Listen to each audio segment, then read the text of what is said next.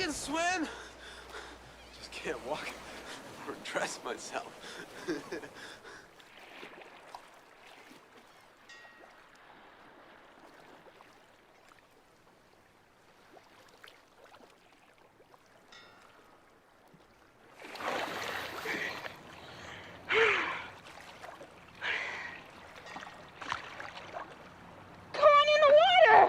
Take it easy. Take it easy.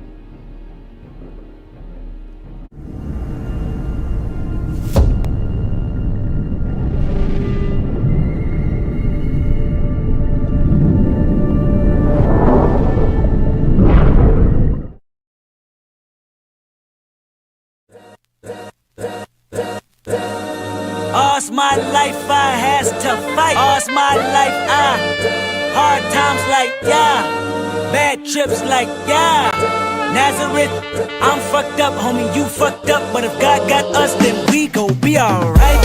Nigga, we gon' be alright. Nigga, we gon' be alright. We gon' be alright. Do you hear me? Do you feel me? We gon' be alright. Nigga, we gon' be alright. Huh? We gon' be alright. Nigga, we gon' be alright. Do you hear me? Do you feel me? We gon' be alright. And when I wake up, I recognize you looking at me for the pay cut. Bahamas, I be looking at you from the face down. One Mac 11, even boom with the bass down. Scheming, and let me tell you about my life. Painkillers only put me in the twilight. With pretty pussy and Benjamin is the highlight. I tell my mama I love her, but this what I like, Lord knows. 20 of them in my Chevy, tell them all to come and get me. Reaping everything I sow, so my karma come in heaven. No preliminary hearings on my record. I'm a motherfucking gangster in silence for the record. Tell the world I know it's too late. Boys and girls, I think I've gone great. Trying to side my faces all day. Won't you please believe when I say, when you know we've been hurt, been down before. Nigga, when our pride was low, looking at the world like, where do we go? Nigga, and we hate po-po when the killer's dead in the street for sure. Nigga, I'm at the preacher's door. My knees getting weak and my gun might blow, but we gon' be alright. Nigga, we gon' be alright. Nigga, we gon' be alright. We gon' be alright. Do you hear me? Do you feel me? We gon' be alright. Nigga, we gon' be alright. Huh?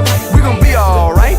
Nigga, we gon' be alright. Do you hear me? Do you feel me? We gon' be alright. What you want? You a house, you a car, 40 acres and a mule, a piano, a guitar, anything. See, my name is Lucy, I'm your dog.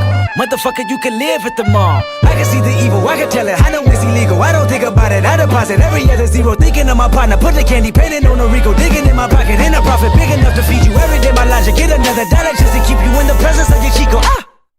I don't talk about it, be about it, every day I sequel. If I got it, then you know you got it, heaven I can reach you. Pet dog, my dog, that's all. Big back and chat, I trap the back for y'all. I rap, I black on tracks, so rest assured. My rights, my wrongs, I right till I'm right with God. When you know, we been hurt, been down before.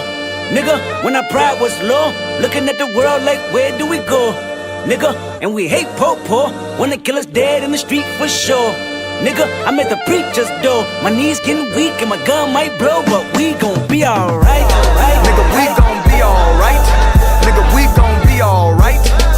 We gon' be alright. Do you hear me? Do you feel me? We gon' be alright. Nigga, we gon' be alright. Huh? We gon' be alright. Nigga, we gon' be alright. Do you hear me? Do you feel me? We gon' be alright. I keep my head up high, I cross my heart and hope to die. Love me is complicated, too afraid of my changes. I'm alright in your favor, dark nights in my grave.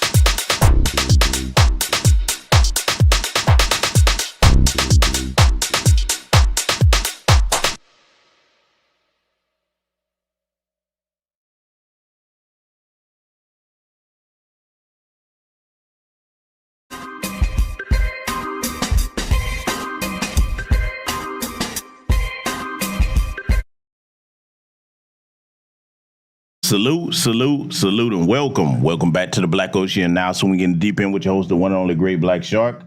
What's going on, ladies and gentlemen? What's going on? Y'all knew I was going to report on this. I know everybody in their mama has already talked about it, but a lot of times, instead of jumping on something right away, I sit back and I assess things, and I put together certain things on it that most people may not talk about. And we're going to address the Musk-Trump, yes, I said Musk-Trump situation that we have here tonight. We're going to talk about how it's exposing the Achilles heel of white supremacy. Oh, yes, this is a beautiful time to be alive. Foundational Black American Freedmen family, on code, none FBA brothers and sisters. This is a great time to be alive because with the recent events that we're seeing in America right now, we're starting to see a lot of the things that they've gaslit us about anti-Black racism and white supremacy.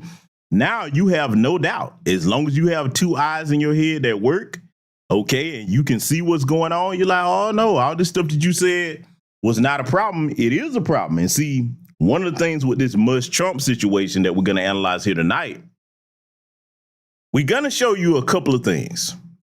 We're going to show you here how just because you have money, that does not mean that means power in itself if you have wealth without wisdom. Y'all know I preached about that for years. You have other people that have platforms, you know, and they're free to say whatever they want, but I deal with reality. Just because you have a pile of money, that doesn't mean that you're a smart person. That doesn't mean that you were smart to get it. Because in Elon Musk's case, okay, who by himself at one time was an illegal alien over here. He overstayed his student visa. Okay, that's a whole nother conversation for another day. I've exposed that on this channel as well. But just because you have a bunch of money, that doesn't make you intelligent. And most of his wealth was earned from American government contracts and subsidies. Okay, so he's no self-made man. Okay, he's just somebody, a white South African Afrikaner. Okay, that came over here and, oh boy, they just started throwing money at him. Oh boy. But see, we're going to analyze one of the things about the power dynamic between white males, okay, in America. Oh yeah, we're going to break that down from the arrow to zero tonight. So first and foremost, let me know, ladies and gentlemen, if you can hear me loud and clear. If not, we want to get that adjusted and make sure that everybody can hear me. And salute and welcome to all the new people over here. And I'm going to tell y'all something that I did, right? Hopefully, give me confirmation. Give me a black fist or a thumbs up. You can hear me first and foremost. I want to make sure I'm loud and clear because got to address something kind of funny. But I'm going to reveal something to y'all about how my mindset works. For all of you who are new subs over here, like I said, salute and welcome to y'all. Again, like I said last stream, hey, take some time to observe the content on this channel. Please go to the description box of the channel so that you can understand what type of content you're getting over here. Because sometimes you might hit a sub because you see one thing, and then, you know, when you get into the main subject matter of what the channel is about, be like, oh, I don't belong over here. So if that's you, hey, please take time to do research. I know a lot of people don't do that today. Very important. But, okay, good. Everybody can hear me loud and clear. So here's the thing. I noticed if any of you are over in my YouTube short section, you know I tend to mix it up from time to time with education, a little bit of humor. And you know what I'm saying? Hey, look, I'm going to tell you something. A foundational Black American freedman man, a heterosexual one, I appreciate our women above all, whether they FBA or non-FBA, okay? If you melanated, you in our family of women, I have bias. I admit it. I think we have the most beautiful women on the planet. Some of y'all can be hard-headed. Some of y'all can be crazy, but hey, it is what it is, man. You're going to find that in every group of women, but I bet on black. So now let me explain. Yeah, I'm finna mansplain. That's right. Because I know how you women. Well, you put that short up, GBS. I'm like, listen. It's finna be some mansplaining, okay? There's a method to my madness, okay? The reason why I put that short up, I said, okay, I see I'm getting new subs over here. So, you know me, I already told you last stream, I'm not the guy that's like, let me get as many subs as I can. No, I prefer like-minded quality over quantity, okay? Intelligence, first and foremost. Black first people who are pro-black on code. If you're not black or pro-black or whatever, and you somebody that's on code or you support us, hey, you welcome over here. But our messaging is not going to change, okay? So the reason I put the short up, I know y'all like, where's he going with this? Just bear with me. The reason I put that short up, okay, and all the brothers seem to love that, but I said, okay, if I put this up, first, I'm going to take care of a couple of things.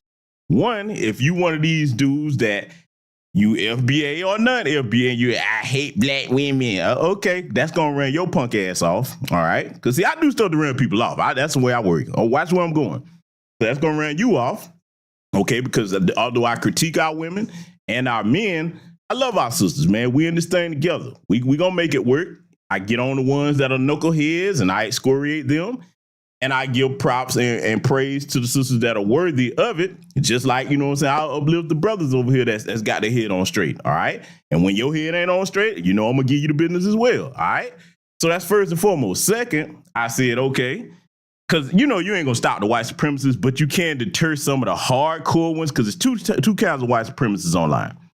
You got the kind of, hey, buddy, I love all of you black people. Then you be like, oh, okay, do you believe George Floyd was murdered? Oh, hell no, he died of fentanyl. Okay, you got those kind, all right? Then you got the dyed in the wool hardcore white supremacists, you know, the cousin loving ones. They're like, oh, God damn it. This boy, he's one of them folks, boy. He got that nigger content over here. I don't want to see no black women and they get the hell on. So, you know, I posted it for that reason. And third and lastly, the final reason, okay? Because, see, a lot of y'all probably think I just be posting. Oh, no, there's a myth to my madness. The third and final reason, if you are a part of the Billy Porter, sachet, fairy dust behind you when you walk club that, you know, you hate straight black men, well, that lady short is going to run your ass off from over here, too, okay? I'm just letting you know. Yeah, look, I'm going to tell you, I represent the demographic of being over here that we don't want to try on our women's clothes. You know, our women can have their purses all to themselves. So, you know, hey, I'm just saying that's what the short was for, okay? See, I know a lot of you ladies, you probably, look at him. I'm like, yes, I done told you, I'm a heathen. He ain't finished with me yet. I am a connoisseur of gourmet cake. I love it. Oh, my God. If y'all don't know what I'm talking about, hey, go ahead and check out my latest short when you get a chance, okay? Oh, man, thing of beauty, okay? Now, a lot of people were wondering who the sister in there with the full form dress on and that immaculate figure. That sister's name is Shelby Schauble. She's a weather girl over there on the West Coast. Very sweet sister, down to earth. I met her a couple of times. You know what I'm saying? Good person, man. Really good person, okay? But hey, that's drop dead gorgeous. And for those that's hating, let me tell you something. Every woman that you saw in that short, that ain't no damn BBL, okay? No. A lot of people think that today, if you a sister with a nice shape, she ain't got a BBL. No the hell no. Nope. No. I'm not a fan of that. I don't even post that kind of crap over here. Y'all know how I feel about that. That is all natural. Let me tell you something. You eat right, exercise and take care of yourself. You can have a figure like that. You know what I'm saying? Take work to maintain it. But hey, we still got sisters out here that believe in keeping it real, air quotes, all right?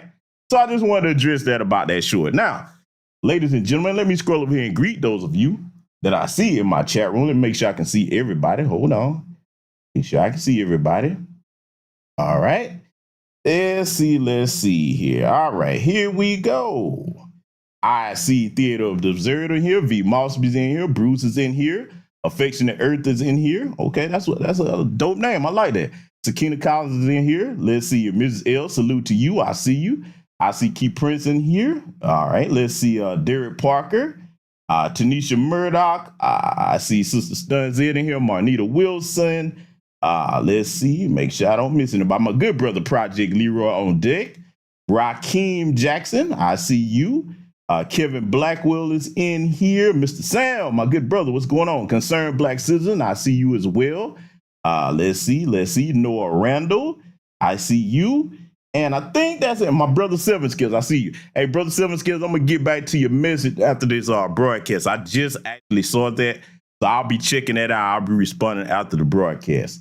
So salute and welcome to all of you and everybody that's in attendance that'll be joining us here tonight. And again, if you one of the new subs over here, welcome. We're going to get straight to brass tacks, ladies and gentlemen. Let's get started. I want to review a couple of things, okay? Oh, yeah. Oh, look at these fine orange and alabaster gentlemen over here. Now, as you know, if you were checking out the stream before it started, I also had, because I have a habit of posting my shorts as like, you know, the startup content while you're waiting for the event to go live. And you saw how I've been going in on it with the shorts. Yes, you know I'm gonna have the jokes, okay? This couple, ladies and gentlemen, I'm gonna do something that I rarely ever do tonight. You know what I'm saying? I usually only focus on black issues, but this is a very sad time in America right now. Okay, bear with me, ladies and gentlemen. This is sad. We shouldn't make fun about this. What is white love coming to? Oh man, this bromance that they had going on, boy. See, look. Let's just go ahead and break this down. You got Trump, who's considered an orange alpha male in white society. And then you had Elon, you know what I'm saying? The little prissy spoiled chick, you know what I'm saying? Little side trick. He coming up prancing around, he's independent, woman that he got going on. He's got money. He's got a career. He's got his own job. And I guess in the relationship, he kind of thought that, he was going to be the bad bitch and run things with Trump. But Trump was like, hey, look, shawty. I gave you as much as I was going to give you. Now I need you to fall back and let me do my thing. He wasn't trying to hear it. Oh, what set him off? Let's just go ahead and be real. Everything was cool, because see, we look, man, y'all ain't going to like this. I sympathize with Trump, man. When you got an unruly bitch, sometimes you got to put your foot down, okay? Man, we finna go here tonight. Y'all got jokes. Salute to my Lieutenant Chan. I see you, baby girl, in there. I see you. He's a side trick, baby. He is. Listen, I'm taking Trump's side on this. I'm gonna tell you why. Okay, he invited his side trick over. All right. He even, listened to the side trick say, hey, I got some people that's being mistreated. We know that's a lie about that South African genocide. As the boldface, biggest lie ever. I have been over there many times and I've seen that. Man, I ain't gonna lie, dog. Unless you a tether and we check you, but if you from South Africa and you on code, man, I actually feel for the brothers and sisters over there, man. That's fucked up, bro. Y'all go over there. I don't know if y'all know about load shit and not. I hate to say this, man. There are a large portion of towns over there, townships, where their power is scheduled to go out for sometimes hours at a time, sometimes a couple of days. But literally, I am not exaggerating, being hyperbolic or facetious. Literally, right across the street in the wealthiest white neighborhoods, the white side of town, so to speak, white side of the country. Oh, they don't know nothing about that. And if they do have to experience this, it's like for a short amount of time. They don't let man, I know y'all like, man, look, that's a whole conversation for another day, man. But anyway, Boo Thang Muzz here, he wanted to tell the white genocide lie, because that's not going on over there at all. And he wanted to get some of his kinfolk to come over. And, Trump actually helped them out. He's like, all right, I'm going to let some of your kinfolk move on into my house. And then, sometimes the problem with a bad bitch, she don't know when to just be content with things. So she just kept asking for stuff. And Trump was like, whoa, bitch, look.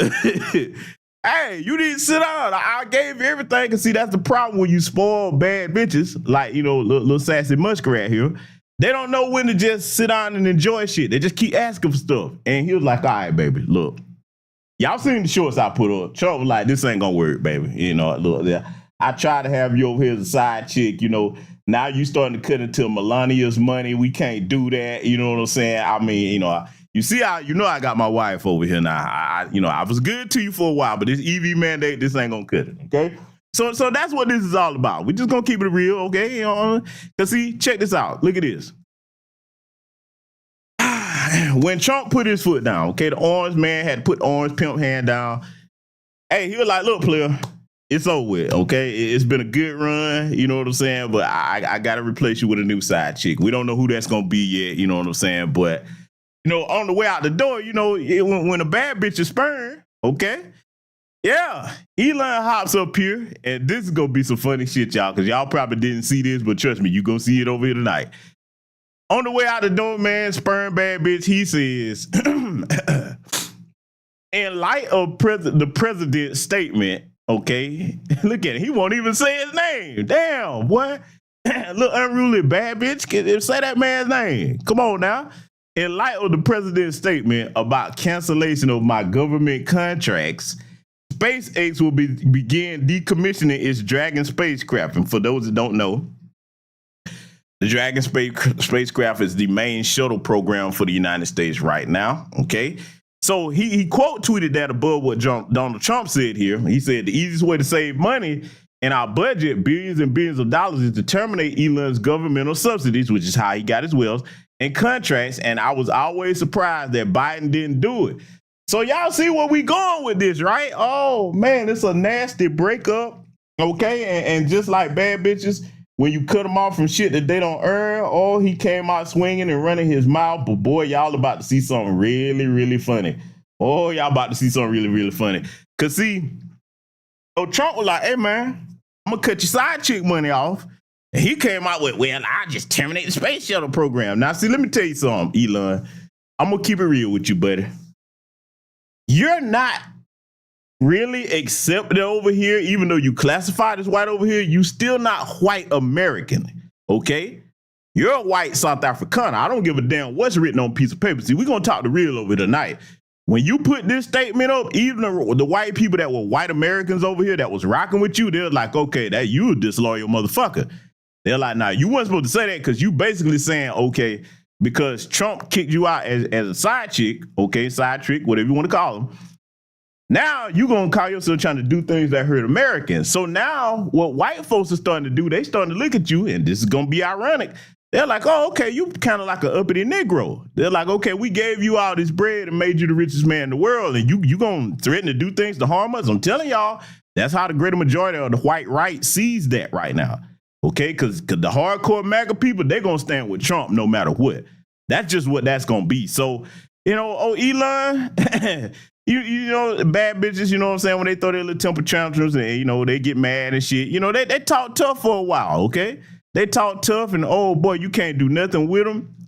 I mean, man, they, you know, they all hot and bothered. They trying to do everything to destroy you. But see, here's where it went after he had a little time to think about his actions. See, let's talk about power, okay? Because I got jokes, but I want y'all to understand this.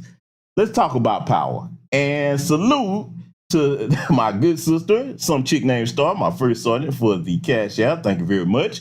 Let's talk about power, ladies and gentlemen, in white America. You better understand, as I said, that wealth without wisdom, that's actually a detriment instead of an asset, because if you're not wise and you have an abundance of financial resources, here's the problem with that, okay? We're going to make it make sense.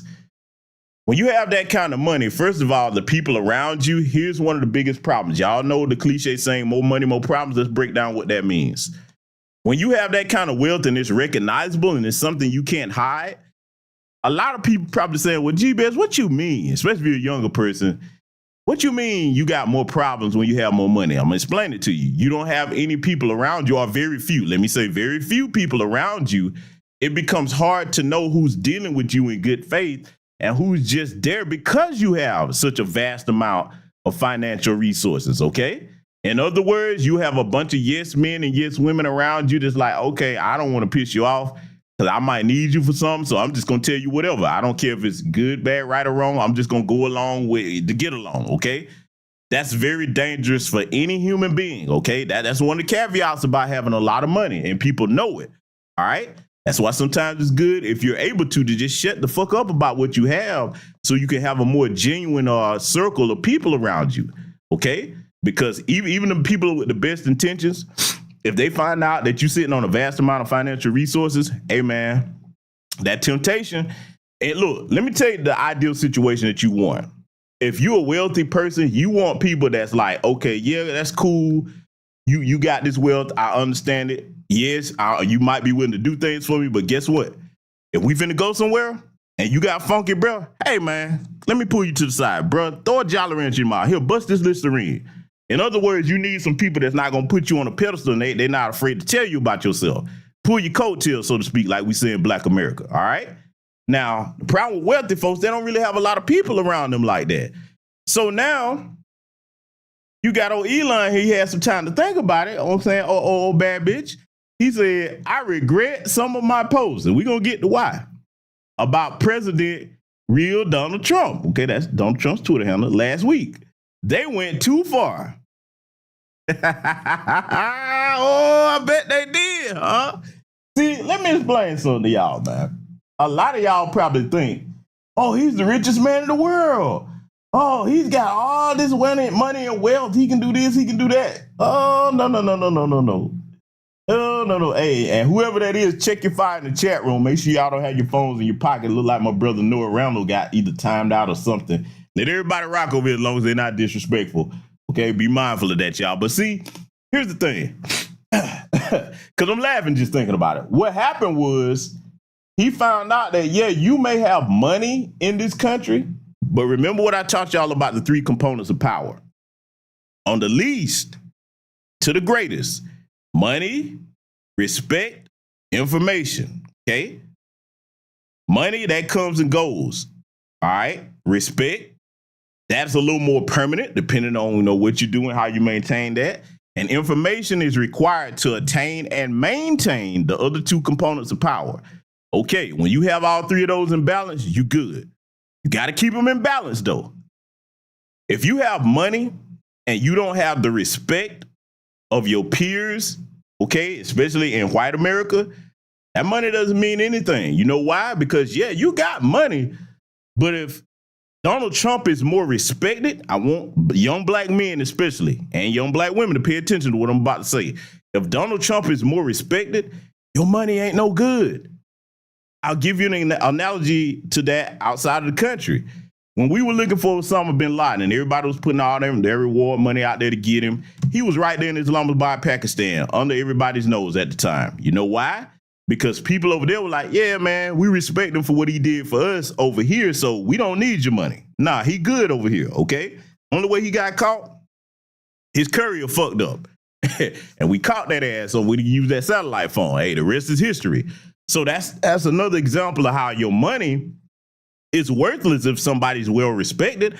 I know a lot of people like in Black America, let me make the contrast. In Black America, a lot of times we think, okay, yeah, if somebody offering a bag, you done for. No, it's not the same outside of other communities. I hate to say that. Some communities value honor and respect a lot more than just getting a bag, okay? Some communities do. So now in the case of Donald Trump, hey, Trump be like, oh, you gonna come out here and be a boisterous bad bitch on me? Okay, cool, I got something for that. Here's what's gonna happen. They made a couple of phone calls. Hey, don't do business with him here. Don't do business with him there. Because see, look, a boss ain't going to be loud and go back and forth with a bad bitch for too long, okay? And y'all know I've divided it up. The alpha males will do it to a degree. A sigma male ain't going to have no conversation for you, okay? Now, Trump will fit in the alpha male category because he was going back and forth with him. Y'all know he got that ego. But alpha males do tend to display sigma male tendencies sometimes, which is like, okay, I'm done talking. I'm going to show you better than I can tell you, okay? I'm going to let you do the talking, but every response I have is going to be action towards you, okay? And you can like it, not like it, don't care, okay? So now I guarantee you why he's feeling all this regret, the bad bitch that he thought he was, Elon Musk, former side trick, he's starting to feel it now. He's starting to realize that, hey, most of white America isn't on my side. Basically, bluntly put, Elon, you're an outsider, boy. Even if you have white skin over here, if you're not white American born over here and not immigrated over here, you got to be born over here to be in the white club for real. I mean, that's the truth, okay? Sure, they'll let you identify as white. You look white and everything because you are, but you're not white American born on the soil. They got their own delineation, believe it or not, ladies and gentlemen. They do. And look, if you don't believe me, for a lot, because I know I'm probably hurting some white supremacist feelings that probably, what? They really don't accept me? Yes, you white immigrants. I'm talking to you. Yeah, let me give you an example. If you go back in the early days of this country's history, Ellis Island days, let's talk about that. When Irish people came over here, they was hazed. They weren't considered in the white club. Italians, same thing. If you was white from somewhere else, oh, you better not have been a Jewish person. Oh, yeah, you went through some hazing. You know what I'm saying? In some cases, and to a minor degree, they still do today, but they had to gradually accept you into whiteness. You had to earn that. And see, this is where the anti-black racism came at with those other adjacent white groups, the immigrant whites. They said, okay, in order to be accepted by the white club over here, we got to practice anti-black racism. That's what it is, ladies and gentlemen, okay? And see, Elon, little spoiled South Afrikaner, oh, he doesn't realize that, hey, man, you know, I guess you don't get it, do you? See, he doesn't understand how America works. It's kind of like a lot of the melanated tellers that come over here. You have what you think America is, and then you have what America actually is, and they don't understand that. And like my brother Noah Randall said, money can't buy respect. It can't. I'm sorry. Look, there's some doors that respect will get you in quicker than money, okay? Let me make that plain, because I know today a lot of young people, because a lot of you, I'm seeing a lot of young people subscribing to the channel, man. Shout out to y'all, man. Y'all welcome over here. Let me break this down, man. The reason why I say respect will get you through some doors that money cannot. If you're the type of person that has a reputation for backstabbing everybody, people like, damn, bro, don't let him or her come around. Boy, they up to some dirt all the time. They up to no good. But you got the bag now. You got money. People gonna be like, yeah, you got that bread, but it's not worth fucking with you, man. I can't trust you. You know, you gonna do some dirt eventually. Yeah, you got this money. Yeah, it might look a certain way if I'm kicking it with you, but I can't trust you. If people can't trust you, it doesn't matter how much money you have, okay? People with sense. Now, let me say people with good sense, all right? Because you got some people, they let their greed override their intelligence capacity, and they'll still deal with you anyway, all right? But a lot of people are not gonna do that. So now MAGA, they're looking at Elon like, oh, okay, we can't trust you. And see, Elon, let me tell you something else that making this bad for you, buddy. Vivek Ramaswamy. Oh, did you not read the room, good sir? I guess you thought because you were white that you were safe. See, they look at you, Elon, and Vivek as the same. You guys are immigrants. You're just a white one. But when Vivek was calling himself trying to run for president against Donald Trump, you saw what MAGA let him know. And then you saw how short his time was with the Trump administration when he was dealing with him. When he started thinking he was going to wag his little Punjabi finger at white folks, they're like, wait a minute, boy. Hold it.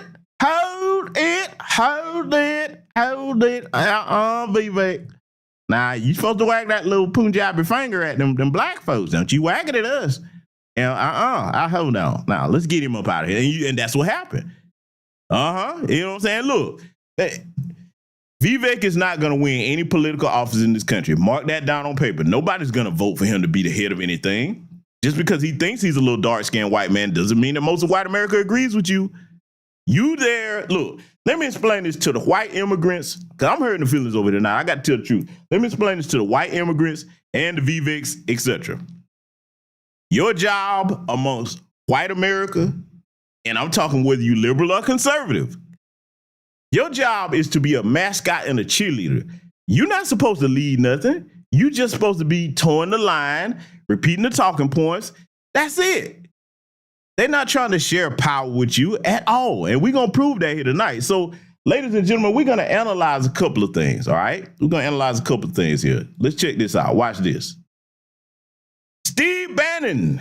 Oh, loose cannon, Mr. Bannon. Hey, let me tell y'all something. Boy, he's a hardcore white supremacist, by the way, okay? So don't think that I look at him as any type of fan or, anything like that. For those that don't know, I'm neither liberal nor conservative. My allegiance is to Black America first and foremost, my people.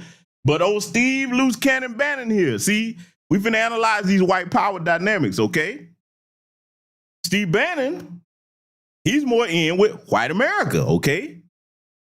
He's looking at things like because he's been very vocal about Elon, because he look at them as like, okay, you are anti-black racists, and he's not saying that because he cares about black people. No.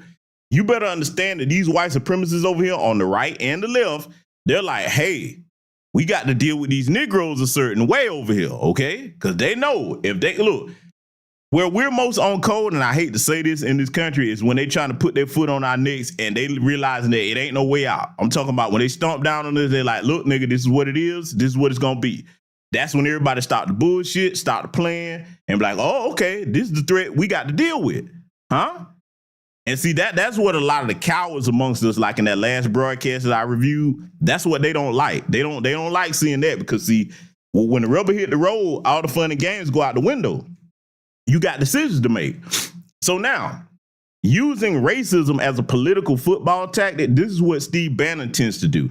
So he's, using that. And look, it's brilliant strategy, by the way. I want y'all to learn how political footballs work, okay? It's brilliant strategy to say, okay, I'm gonna come in, paint you as a racist. This kind of makes us look like the good white folks. And he's warning Trump. Here's the underlying message for white folks. He's warning Trump and those like him, like, hey, you can't trust them. Look, let's just go in and call it what it is. They look at the white South Afrikaners as incompetent, and I'm gonna tell you why. See, here's a hidden secret. I'm finna hear dollars from the holler tonight. They look at white South Afrikaners, white Americans over here, as incompetent, and I'm gonna tell you why. They look at you like you were never supposed to let South Africa go. No, I'm telling you, this is the stuff that they talk about that they don't, when none of us in the rooms. How do I know? Oh, I've had some of the air quotes good white folks tell me these things. Because all of them are not, you know what I'm saying, on the same anti-black racist tip. Now, they can't go around waving flags and telling everybody that, but there's some white people that'll put you up on game. And they've actually told me, they're like, look, man, if this is the reason we don't like them people, and like I said, white supremacists will be like, you know what? Y'all should have had that on lock to this day. Shouldn't have never been no black president in South Africa. I know it's crazy that sound. That's how white Americans that are hardcore white supremacists, that's how they look at that. In other words, they look at the Elon Musk of the world as failures. They're like, you fucked up. You couldn't hold on to what you conquered. So why should we listen to you? I'm not agreeing with this. I'm just telling y'all this is what they think. Now, let's do the inverse. What do South Afrikaners, the white ones, think of Americans? They look at Americans as, okay, you got the majority numbers over there. Why don't you institute apartheid like we did and maintain it? So they're looking at white Americans as the failures because they didn't maintain Jim Crow and the black codes on through. This is what the two parties think of one another, okay? We just keep it at 100 over here. I told you, man, I'm going to break it down from the A-road to the zero tonight. We're going to get all the understanding clear, okay?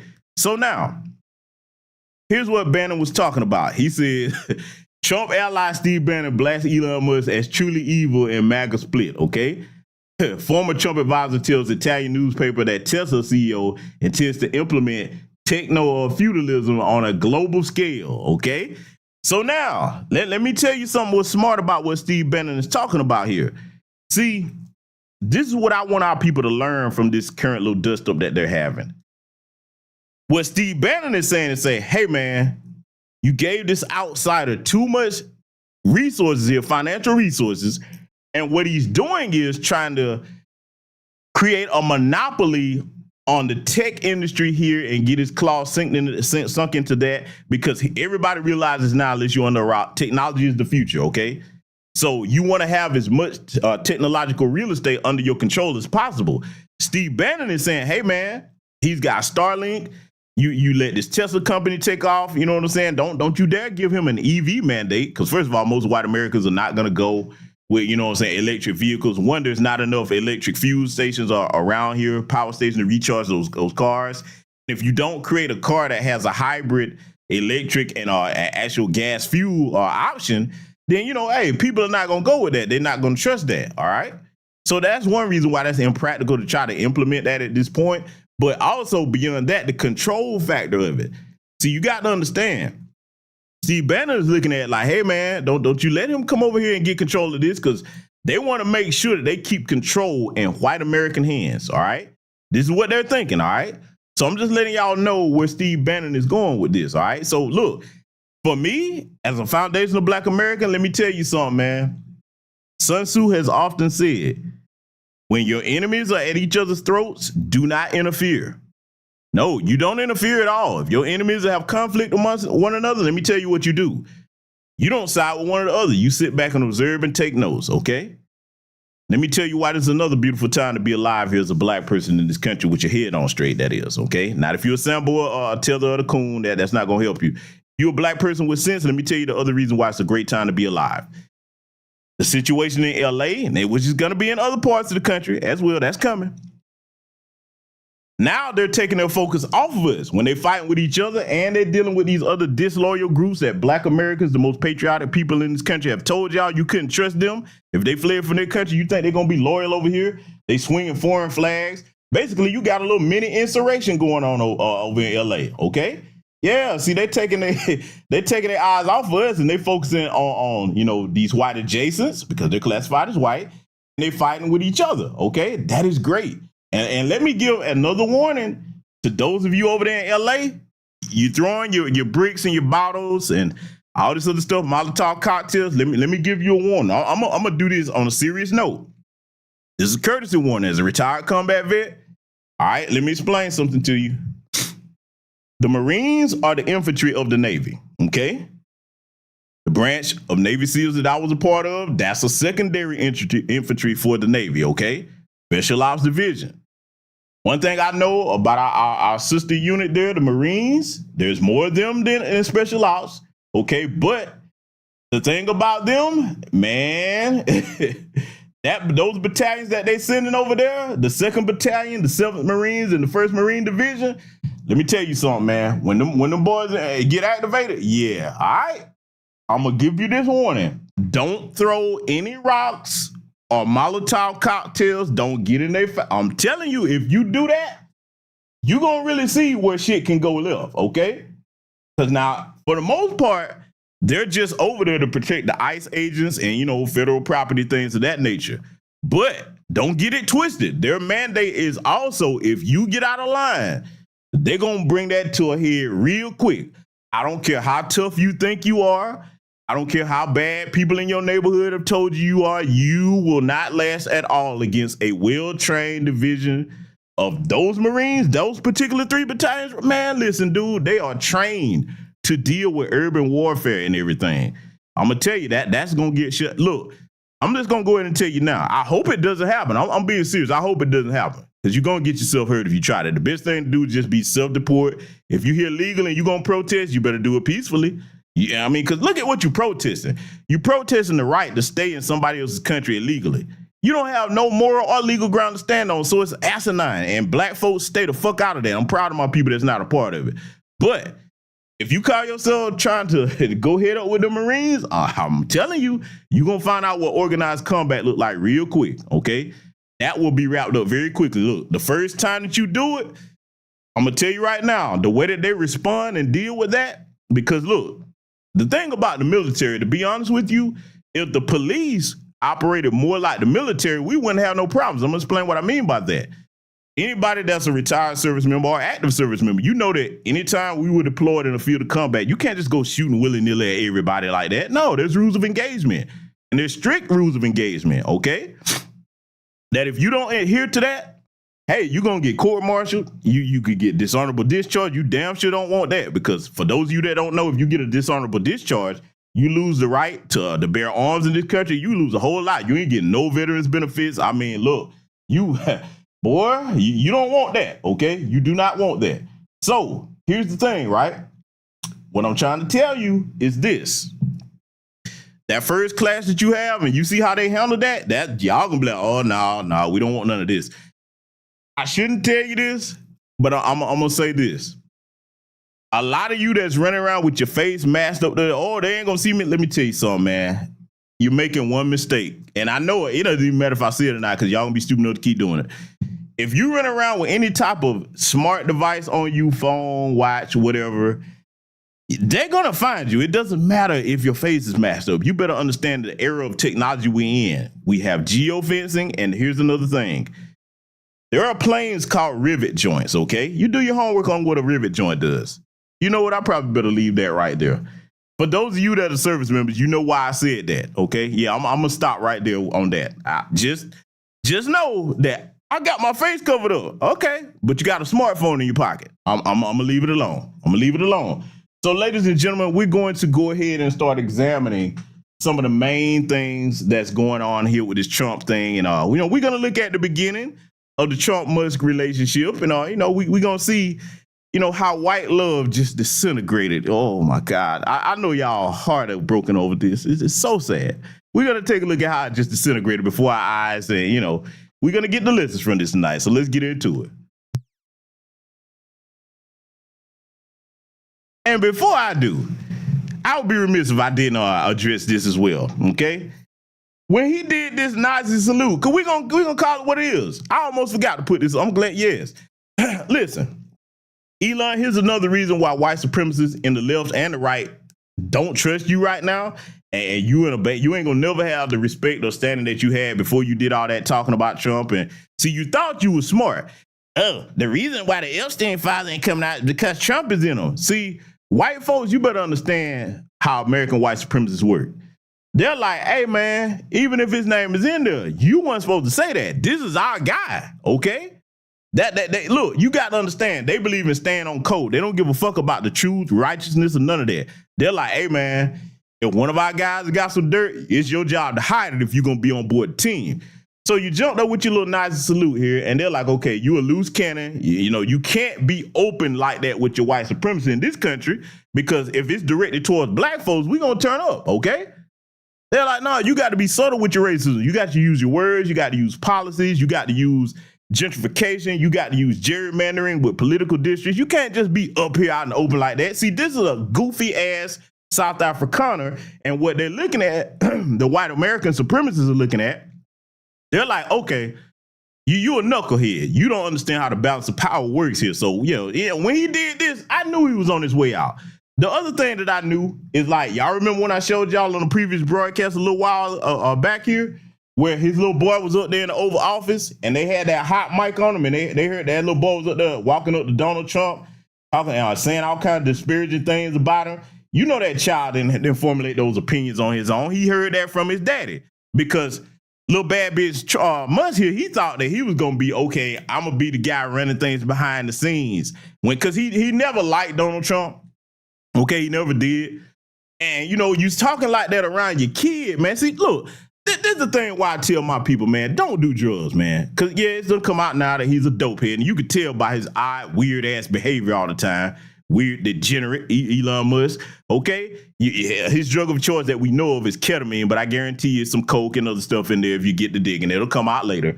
But see, when you coked up and drugged up like that, you're not thinking straight. So you're saying all this shit around your kid. You probably don't have no rules in place for the child about staying in an adult's place. And now he repeating that stuff, because y'all look at that clip. When his little child was up there running back and forth and they caught what he was saying to Trump, he was nervous as hell. He was like, oh, shit, you weren't supposed to say that. I'm going to tell you right now, if Trump had any intelligent people around him, that was the beginning of the end. They're like, hey, man, you know that little boy didn't just say that on his own. He got that from someone who you think he got it from, his damn daddy. Huh? So that's what you didn't understand. You was on your way out, man. So I just wanted to address that. We're gonna carry on and continue here, though, and we'll be stopping this when need be.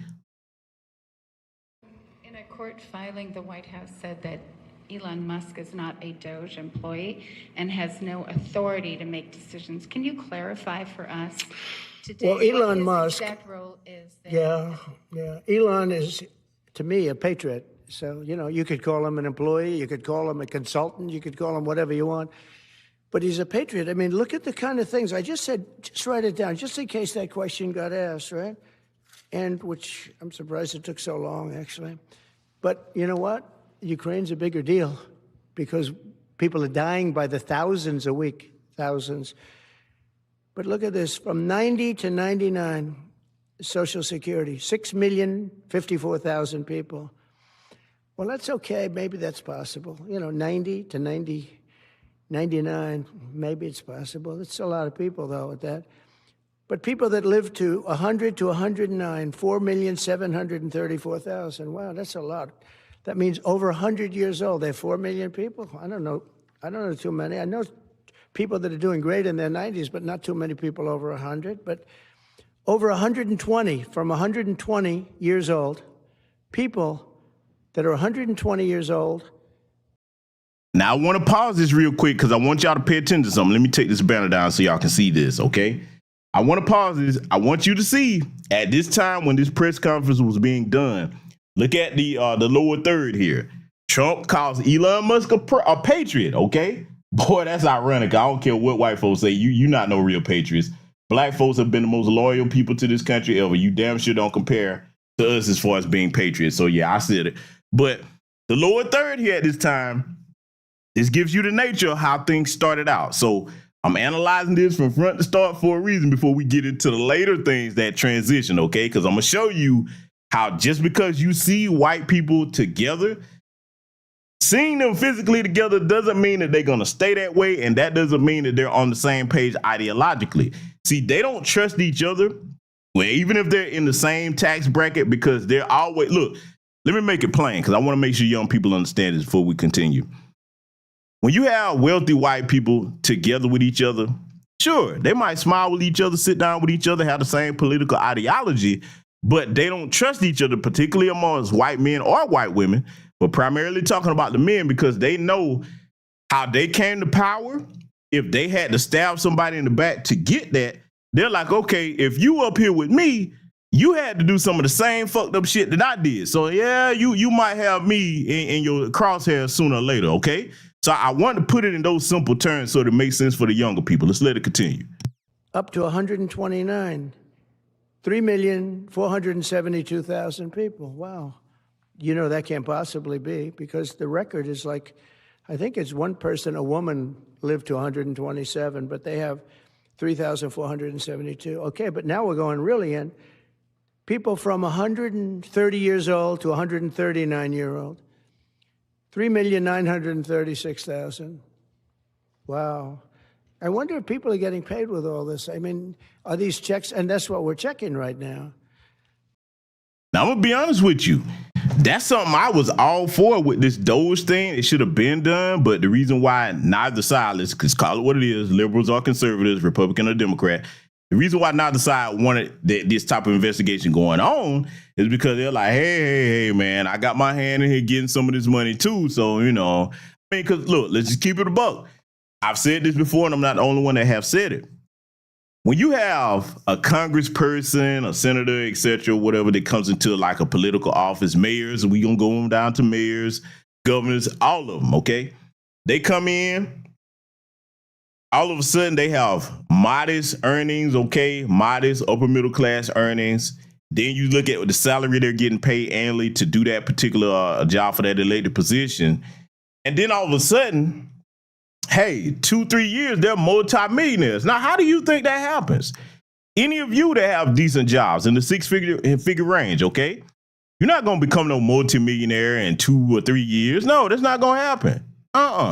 The reason why they do that is because they all got their hand in the cookie jar, and the whole unspoken secret is supposed to be, hey, man, you don't tell on me, I don't tell on you. On both sides of political parties. You see, this is why as black folks, we don't get caught up in that the left, the right. No, hell no. These motherfuckers are all crooked and they all anti-black against us, okay? That's what a smart black person understands. Now, you have some of these Democrat shields and Republican shields. They don't understand what I just said. And see, if you black, you better not go put your hand in that cookie jar. Even if they let you do it, the only reason they're letting you do it is like, okay, see, look, let's talk about that before we continue, because I want to make sure y'all understand how power works in this country. If you are a black person and you're a Democrat or Republican, you say, okay, you find out about what they've been doing. Okay, they getting all this kind of money on the table illegally, and you go to do the same thing. If they let you do it, they're not letting you do it because they like you or you special. Okay, see, this is what the boule doesn't understand. They're letting you do it because they're like, yeah, go ahead and let the nigga put his hand in the cookie jar, him or her. Why? Because that's the uh-oh folder right there. They're going to be like, yep, put that in the uh-oh folder. So now, and I'm going to prove what I'm saying in just a second. They let you go and attempt to do what they've been doing. They're like, yeah, in case this Negro ever, or Negress ever get out of line, Negro or Negress ever get out of line, we got them right here. We going to all stand together and tell on them. In fact, the business, we going to say they're the one that came up with the whole thing all together. Ain't no white people going to take the fall for it. It's going to be all you.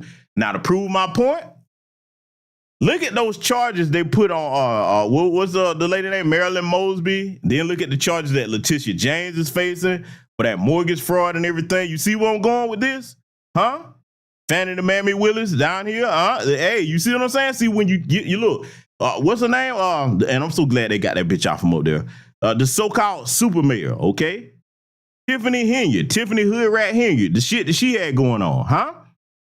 When you start trying to do what white folks do, that they let you do it for a reason. See, a lot of them don't understand. I've told y'all for years, when you hear the first black anything, and it's something that white folks have traditionally locked black people out of, and they finally let us into that, you better be very suspicious of that. Because like, okay, why you letting a black person get this now?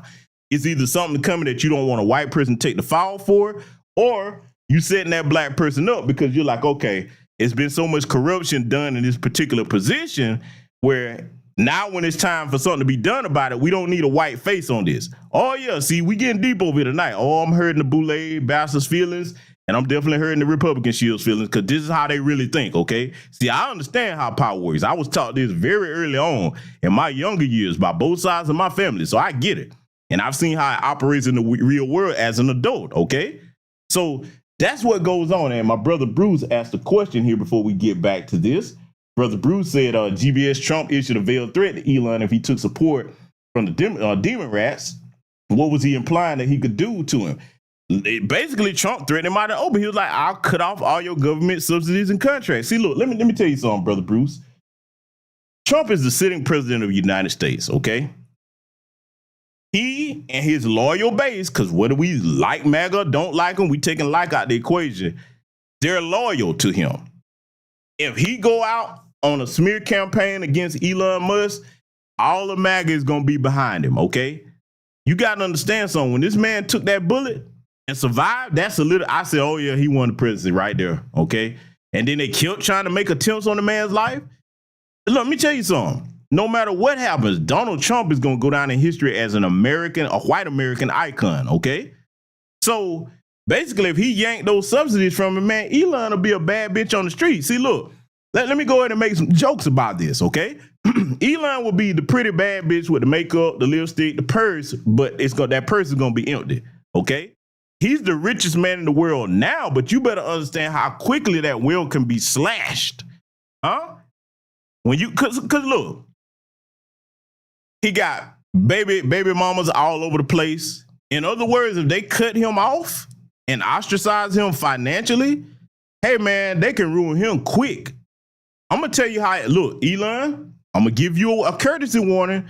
Elon, you keep on talking that dumb shit you talking. What's gonna happen is they're gonna turn around and start treating you like black folks, okay? When that legal system start coming at you, and I'm gonna tell you, you done made it easy. All they got to do is go to your disgruntled baby mamas and be like, hey, what did he force you to do? You going to be sitting right there with Diddy. Oh, yeah. I can see it coming. Elon Musk, RICO charges, sex trafficking. They'll do that to their own. They get out of line. You understand? And he ain't really their own because he's a white immigrant. So I hope I made that make sense. All right there. Let's let it continue. People from 140 years old to 149 years old, 3,542,000. 140 years old and beyond. Now we're really going because we're looking to break the record by 25 years. People from 150 years old to 159 years old, 1,345,000. These are in the, by the way, these are in the computer files. This is what they do well. They're super. I asked Elon, who are these Doge people?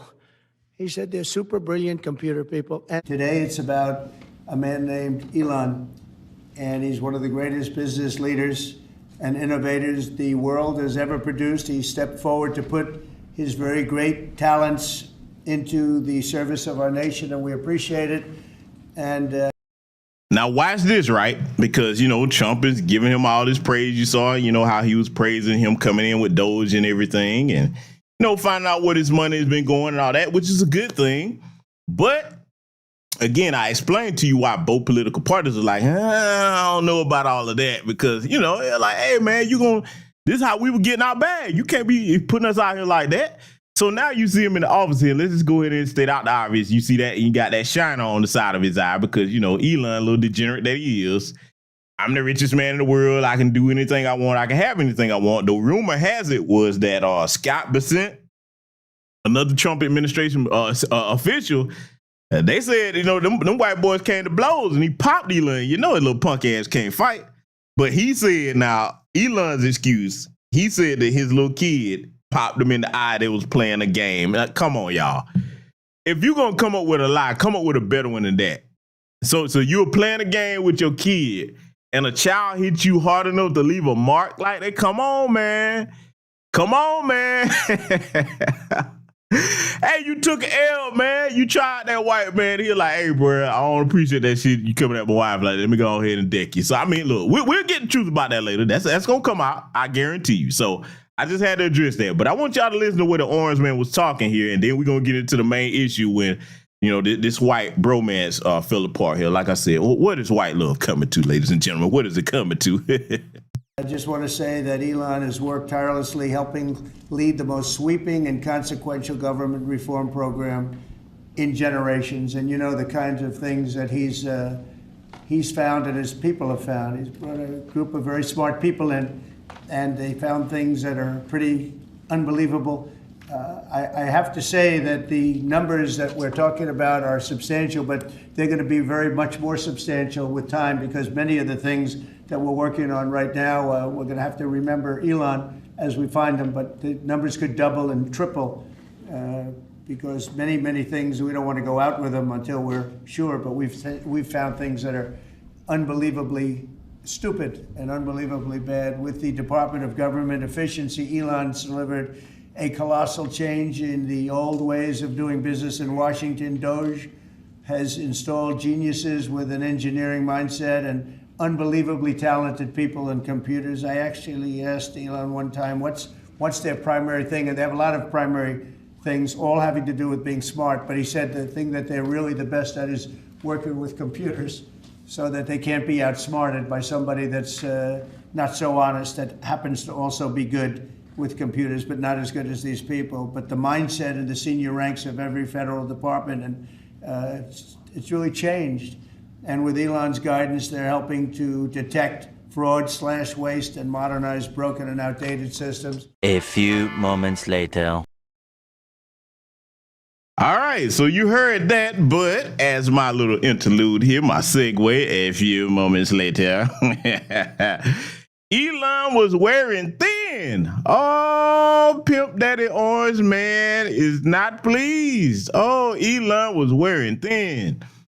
I asked him to leave. I took away his EV mandate that forced everyone to buy electric cars, which I agree with, that nobody else wanted, that he knew for months I was going to do. So see, he told his bad bitch, look, you know, this is going to be one of the things I ain't going to be able to give you. But see, a bad bitch, this is the thing. A bad bitch, I always think that they're going to be able to, you know, to talk you into doing something that you tell them to know about. You know what I'm saying? Because they're not used to people telling them no. So, you know what I'm saying? He had a conversation with a little bad bitch. He did. And, he thought, you know what I'm saying, he was going to be able to, work his little mojo on the Orange Man. But see, the Orange Man was like, man, you don't know who you dealing with. I'm a true orange pimp, okay? I'm an orange pimp. I've been doing this. So, I'm going to keep this orange pimp hand strong. And that's what he had to find out. So he goes on to conclude, he said, and he just went crazy. Oh, man. Elon, you went crazy on the man. Now, you got to look at it. I got to talk to you like the white folks talk to black people, Elon. You was an ungrateful little bad bitch. He did a lot for you. He did. He did a lot for you. Boy, he did more for you than he's ever done for black people. Because, see, this was on True Social here, Trump's on social media platform. Okay, well, he went over there and just went on ahead and put the business out there. But, see, you was unappreciative. You should have stayed in a bad bitch's place and just said, you know what, I got my little Birkin bag over here. I'm taking a few little trips, okay? Hey, I'm eating good food, drinking fine wine. Let me just chill, you know what I'm saying, not ask for too much. No, you couldn't do that. You couldn't do that. And, Orange Man had to go ahead and check that ass, okay? So now we're finna get into what happened after all the praise and after all the pleasantries. And this is what I love for black folks, when you get to see these white folks going at each other, when we not in the middle of it. This is a great lesson to learn about how they view power, how they view allegiances, and how quickly those things can change. Let's get into that. Achievement, actually. Mr. President, can we follow up on the auto pay? Thank you, Mr. President. The criticism that I've seen, and I'm sure you've seen, regarding Elon Musk and your big, beautiful bill, what's your reaction to that? Do you think it in any way hurts passage in the Senate, which, of course, what is you're seeking? Well, look, I've always liked Elon, and it's always very surprised. You saw the words he had for me, the words of, and he hasn't said anything about me that's bad. I'd rather have him criticize me than the bill, because the bill is incredible. It's the biggest cut in the history of our country. We've never cut. It's about 1.6 trillion in cuts. It's the biggest tax cut. You would say, people's taxes will go way down, but it's the biggest tax cut in history. It's we are doing things in that bill that are unbelievable. And when you look at what we're doing for small businesses, for people, for middle-income people, all of the things that we're doing, nobody's ever seen anything like it. And, Elon's upset because we took the EV mandate, and, which was a lot of money for electric vehicles. And, they're having a hard time, the electric vehicles. And they want us to pay billions of dollars in subsidy. And, Elon knew this from the beginning. He knew it for a long time ago. That's been in there. That's been, I would say, JD, that hasn't changed. That's been right from the beginning, Mr. Secretary. That hasn't changed at all, right from the beginning. Now, let me pause this real quick because I want to comment on that, right? I'm going to show you how, like I said, wealth without wisdom is actually a detriment and it's not an asset if you're not actually intelligent enough to understand how to use your financial resources. Let me put myself in Elon's position, okay? All right, I'm going to do this for a reason from a business perspective, okay? If I was Elon Musk and what my goal was to get him to, actually give a green light on this EV mandate, okay? You got to lay the groundwork for that before you approach him. Now, I'm going to explain what I mean, where this will be a better selling point, okay? If you would have, instead of investing money in all this other goofball nonsense that he does, okay, he should have said, okay, I want to corner the market on electric vehicles since I'm producing these Teslas, these electric cars, etc. What you should have sunk money into was saying, okay, the problem with that is there's not enough of electric charging stations around the country. You should have been building more electric charging stations around this nation. So that way, one of them things that people couldn't say is, well, okay, there's not enough electric charging stations. You should be building them everywhere. Okay, everywhere. In all 50 states that you could get contracts to build them in, that's what you should have been doing. No, you too focused on telling lies about white genocide in South Africa. So you took your dumb ass over here, not understanding that most Americans are like, look, man, the problems with the electric vehicles, and any people that are familiar with Teslas, I would never buy a goddamn Tesla, not just because Elon is in charge of that, but it's a bad investment. I mean, look how long it take you to charge the damn thing. Then it's not enough place for you to charge it. Then the wait times and all of that. It's just too many problems with that. If you had a hybrid vehicle where it had the option to switch between gasoline and electricity, okay, now you're in a better position, but you don't. You don't. Look, for anything that you implement, you have to have a supporting infrastructure for that particular product, okay? You have to. So instead of running around telling them lies and all that other goofy stuff and making baby mamas out here, just all kind of goofball shit, instead of focusing on handling your damn business so that when you approach this man with this, you can say, okay, look, here's the groundwork that I put in ahead of time. Hey, I've even got a roll of cars that's coming out that's going to be hybrids that can switch between fuel and electricity and can see that. Look, that's the thing he should have did, because if your goal is to get people driving electric cars, you got to ease them into that. So you got to understand how tradition and society works. We talking business. This is what I would have done. I would have said, okay, it would be too radical a change to expect people to just go from gasoline to electricity, especially when we don't have the supporting infrastructure. So if I got the supporting infrastructure in place, I would say, okay, the first batch is going to be hybrids, gasoline, electricity. That way, I'm easing you into being more comfortable with an electric car. And then my next rollout would be, hey, here's a version that's just straight electric, okay? Now I'm going to ask a question. Ladies and gentlemen that just heard me lay that out, did what I say make sense? Y'all let me know. Give me a thumbs up. If what I said sounds like a smarter business proposal than what little bad bitch Musk tried to do, hey, I'm just going to get buddy with him. He's so stupid, he'll go for this. I can just talk my way into anything. Like, see, what you did, bad bitch Musk, okay? While I'm waiting on my audience to tell me if they agree with that or not. Bad bitch Musk, what you did was you looked at the orange pimp over here that you were dealing with. You didn't respect the game, okay? He's an orange pimp, and you tried to treat him like your baby mamas. Trump had to let you know, look, I'm not one of your side hoes, okay? Hey, man, I ain't your baby mama. You pull that shit over there with them. You talking to me like I'm some little gullible bitch that looks up to you, motherfucker. I'm Donald Orange Man Pimp Hand Trump. That's who he is, okay? That's what you didn't understand, but I bet you know now. Oh, I bet he knows now. Let's let it continue. But I know that it disturbed him. He wanted, and rightfully, he recommended somebody from that he, I guess, knew very well. I'm sure he respected him, but to run NASA, and I didn't think it was appropriate. And he happened to be a Democrat, like totally Democrat. And I say, look, we won. We get certain privileges, and one of the privileges, we don't have to appoint a Democrat. NASA is very important. We have great people. General Kane is going to be picking somebody with our, will be we'll be checking him out, seeing, but he wanted that person, a certain person, and we said no. And let me pause it right there because see, now we finna double down on what I told you about a bad bitch, okay? A bad bitch don't like to hear no. We talking bad bitches 9, 10, okay? Hey, they don't like to hear no, okay? So now Elon is like, you said this word to me too many times. No, what is no? He's like, hey, you gonna learn this word over here with Orange Man Trump today. See, let me give y'all a little bit something that y'all probably never paid attention to. You're gonna probably laugh at this, but I'm gonna give you a little heads up and you'll be like, damn, you right, GBS. The more you see Trump, I want you to pay attention to his appearance. When he's somewhat normal white looking, which is, very rare, all right, he kind of mellow. Okay, that's cool Trump, okay? That's pretty much fair even Trump. The more orange he appears, I mean, I don't know what kind of powering up that is that he does. The more orange that he appears in public, that's when you finna get, boy. He finna hand you the business then, boy. So I'm just letting you know, the more orange he appears, man, the worse it's going to be when he's coming after your ass. So let it continue. And, I can understand why he's upset. Remember, he was here for a long time. You saw a man who was very happy when he stood behind the Oval desk. And even with the black eye, I said, do you want a little makeup? We'll get you a little makeup. But he said, no, I don't think so, which is interesting. And very nice. He wants to be who he is, so you could make that statement too, I guess. Look, Elon and I had a great relationship.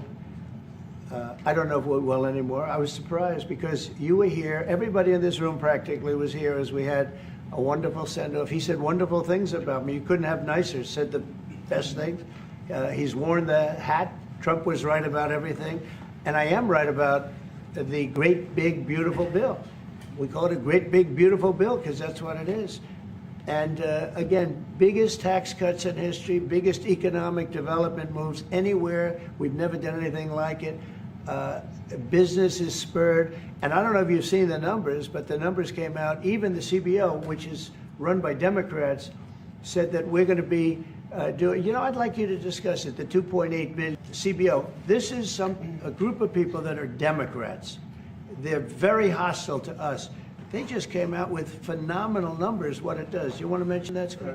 Yes, sir. So what we've seen is we keep hearing CBO that there's going to be a large deficit from the bill, which we disagree with, but using the CBO scoring, they came out and scored the tariff revenue. We think it'll be the minimum of $2.8 trillion over the 10-year window, which actually puts the bill in surplus if you include the tariff revenue, which they won't do.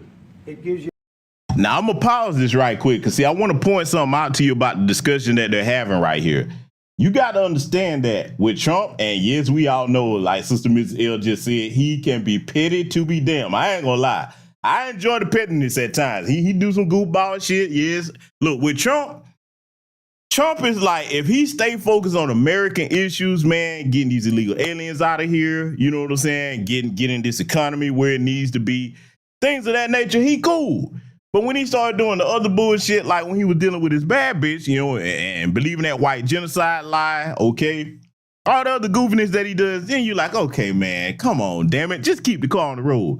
But see, with what they're discussing right here, one thing I got to give the Orange Man, he like, hey, man, take the feelings out of it. We talking about dollars and cents.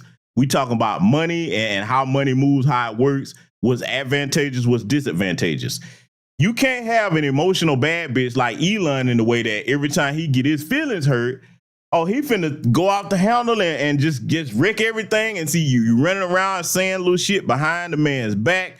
You starting shit with people in his administration. So if you look at one thing about Donald Trump, you got to say this. One thing I will give him that he's consistent on, if he said, okay, look, I'm trying to go in this direction and you're not on board with that, oh, he'll get your ass out of paint quick, okay? Did we not see that in his first term? We're like, yeah, you in here, but I'm basing this off of your performance as far as like getting things done that's in line with this administration's agenda. So if you're not doing that, hey, guess what? You got to go. And then when they leave, boy, like, remember Omarosa? Hey, y'all. Hey, big head. Nope, nah, bitch. You wouldn't come out here talking about you on black people's side. Oh, he did this. He's so racist. Shut up, bitch. Yeah, you was going along with that shit as long as it was benefits for you. They actually literally had to change the locks on her ass so she couldn't keep coming back up there. Y'all look that up. I'm not making this up. So see, you know, Elon, you just like Omarosa. You didn't think that Trump hadn't dealt with a disgruntled bad bitch before you. You didn't think that? You ain't the first one. That orange man is a pimp. He been doing this, okay? So he trying to get this money moving in the right direction, and you over here being emotional, starting people with stuff with the people in the staff. You got to go, man. You got to go. You know what I'm saying? You run around on ketamine, messing with people's wives, people having to put hands on you, man. You know they had to come to him. They're like, look, man, dude got to go, man. This is a problem. He man, look, we can't do this now. If you want to keep us on board, you got to get rid of him. And see, look, I'm gonna say something. This gonna really hurt, boy. If Elon was ever hear this, man, he'll get me the hell off X completely. Look, don't be surprised if my X account is gone if this happen to get back to him, because I'm gonna say what need to be said. Elon, here's what really hurts. To the average person that's not astute in business, to the average person that's not worshiping cults of personality, we realize you don't really have anything to contribute. You don't have talent. See, let me make it plain. A lot of your multi-millionaires, especially your billionaires, they're not exceptionally talented. No, they've just got financial capital to attract talented people that work for them. Let's be clear on that. If you got money to hire people that are adept at technology, adept at communications, adept at whatever you want to name, okay? And they do a good job, and you get to take all the credit. That's the illusion about wealthy people in America. They're not bright at all. Elon wouldn't know his head from a goddamn hole in the ground, man. You know what I'm saying? He wouldn't. He wouldn't know his head from a hole in the ground, man. You know what I'm saying? If it wasn't for the people that work for him. I guarantee you, if you pull him to the side and say, hey, man, explain to me how any given thing that he's got going on works. Well, you know how I get the stuttering and shit, or see, it works like this, or see, or, you know, no, he have to go and make a phone call to somebody, stuttering ass. You know, that motherfucker not smart at all, man. So I'm just saying, I want to shatter that illusion. It's the people that work for them that make them look intelligent. Elon is a damn dumbass. That dude don't know how to do nothing but create baby mamas, man. That's what he's good at, okay? So now if you're talking to him about that, cool. You know what I'm saying? He can give you all the information you need on that. But as far as anything that pertains to doing smart business on a geopolitical level, because see, you got to understand something. You in the Trump administration that is not just dealing with power dynamics here on the American world stage, they're dealing with international politics. They can't have a loose cannon like you in the mix doing goofball shit, man. You know what I'm saying? Look, at some point, I'm gonna really hurt his feelings with this if you happen to hear it. At some point, this is what bad bitches don't realize. Problem bad bitches. Yeah, you look good to be on somebody's arm, but if you a problem, hey man, the juice ain't worth the squeeze. Yes, you look nice, but you causing more problems than you worth. So I got to let you go. So that's what happened with little old side trick Musk, okay? Oh, I know, this is so sad. What is white love coming to? I'm going to keep saying it tonight. What is white love coming to? Let's let it continue. A tremendous surplus, but we're not allowed to use that. For some reason, they say scoring. Nobody knows what scoring means. Maybe a couple of people, but nobody. Somebody sits in the background. They say, well, we're not going to allow that. They're not allowing other things that we have that are tremendously profitable for our country. But if you saw the other day, CNBC, they came out with numbers, and the people on the show, very good people, I've watched them for a long time, they couldn't believe the numbers, how good they are. The numbers were incredible, and that was personal income and also very low inflation. We have very low inflation. We're down to 2% now, and maybe even lower than that. And when I took it over, it was a mess. Remember, we had the worst inflation probably in the history of our country. They say 48 years, but let's say I think it's worse than that. So we had the worst inflation in the history of our country under the Biden administration. Now we're down to a beautiful number, 2%. Oh, man. I told y'all, boy, my chat room is hell. I got to acknowledge this. This might be the comment of the night. Man, I can barely get it out laughing. My brother still Kevin Tree said Trump cut off Elandra's EBT. Hey, Kevin, brother, I got to borrow that from you and give you attribution, man. Elandra, hey, family, we're going to take a vote right now before we let this continue. Do we now change Elon's name to Elandra? Okay, I like that. Hey, man, chat room, give me the fire sign emoji in the chat if we're going to call him Elandra from now. Hey, man, look, see, I told y'all, my chat room is pure D Hill, okay? Hey, what y'all think? Elandra? Because that's exactly what happened. Hey, the orange man said, oh, I'm going to treat you like these hood rats on this EBT here, okay? And there's more white ones on there than black folks. So, Elandra.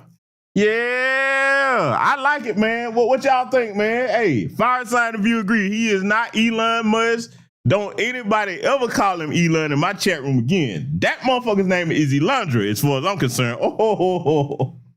Kevin, bro, I might have a meme coming up, man. I might just have to give you attribution for that. I love that shit. Elandra. Yeah. Hey, man. Hey. The chat room has it, man. Look like I'm seeing some fire signs in there. So that it's official. Let me see a few more fire signs, man.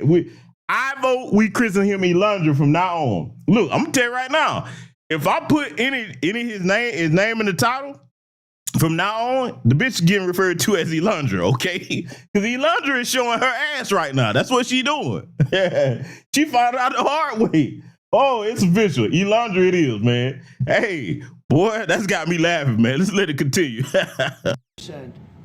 You'd actually like to keep it there. Better than 0 is 2%. It's going down maybe to 1, and 1% is like perfect. That's perfect. You don't want to have 0 for certain reasons that nobody is very interested to listen to. But we have almost perfect inflation. Grocery prices are down. Everything. Remember eggs? We weren't going to buy another egg for the next 20 years. They were so expensive, right? Remember? You guys all hit me about eggs. Eggs have come down 400%. Everybody has eggs now. They're having eggs for breakfast again.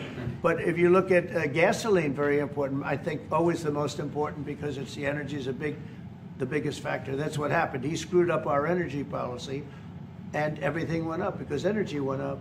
But now energy is way down, and they have states where you're at $1.98 a gallon for gasoline. So the costs have come way down. And one of the things I ran on was that. I ran on the border. We have the best border in the history of our country, 99.99%.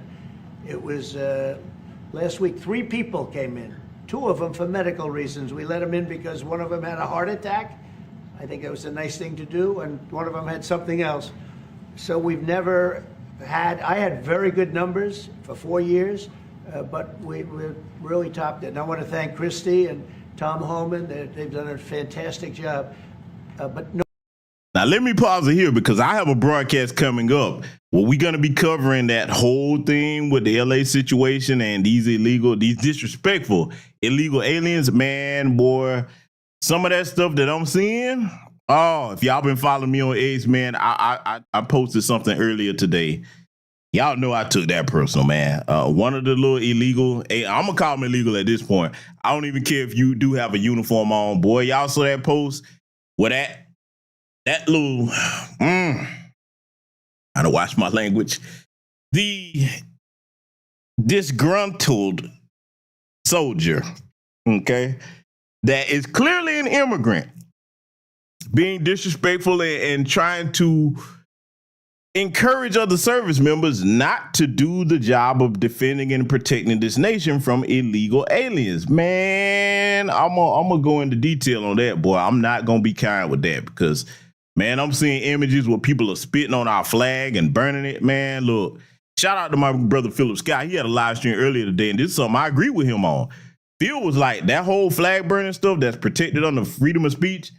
And look, nah, man, no, not for those of us that fought for this damn country. And for those of you that don't know your history, Grace Wisher, a foundational Black American freedman, enslaved Black girl, sold that original flag.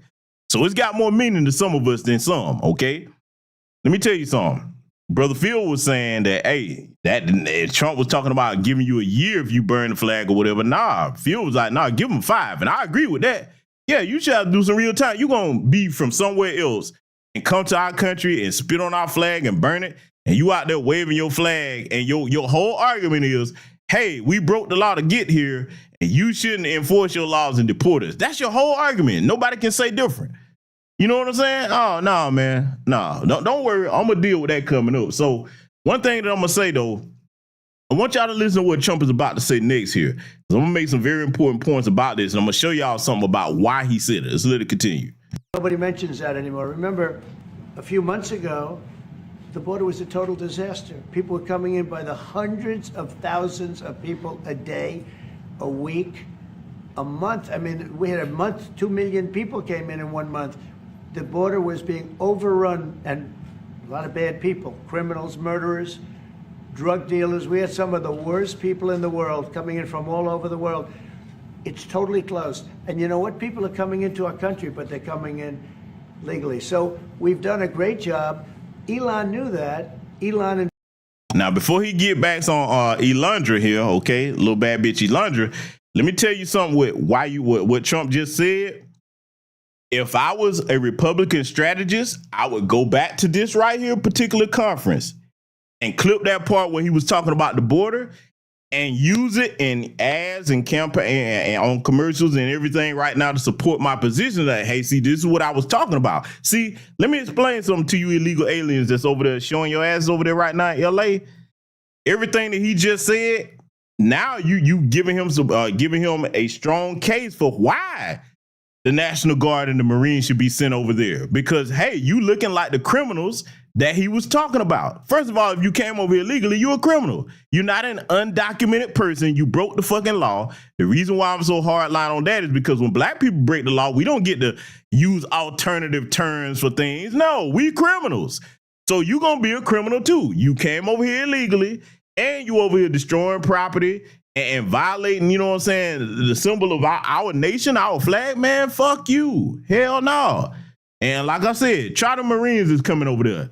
A lot of people like, he only sent 700. Let me tell you something. 700 Marines anywhere in the world is enough to get the job done. You understand? I'm telling you now, 700 Marines.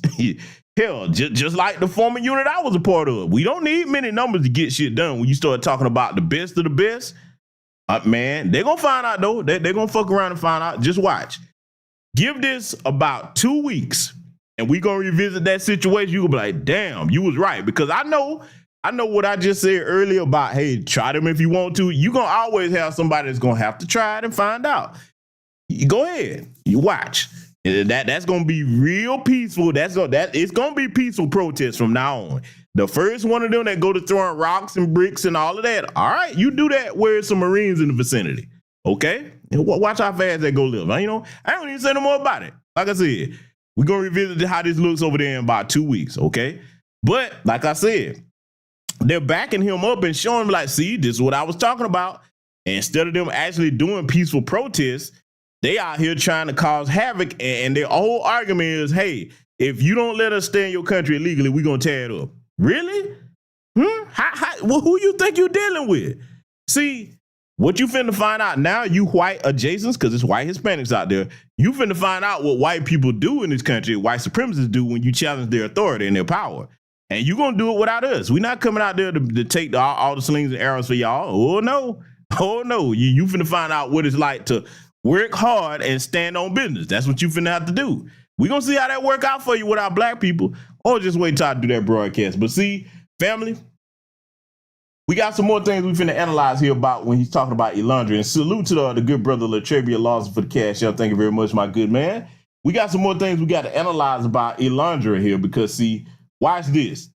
I'm going to let him make this statement, and at the end of it, I'm going to point something out. Let's get into it. Endorsed me very strongly. He actually went up in campaign for me. I think I would have won. Susie would say I would have won Pennsylvania easily anyway, even if the governor ran, the real governor, not the governor from Minnesota, he's a sick puppy, that guy. That poor guy, I feel sorry for him. But they made a bad choice with him. But if you pick Shapiro or anybody else, I spoke to him recently about his house being set on fire, which was terrible. But if they picked him, I would have won Pennsylvania. I won it by a lot. But I'm very disappointed because Elon knew the inner workings of this bill better than almost anybody sitting here, better than you people. He knew everything about it. He had no problem with it. All of a sudden he had a problem.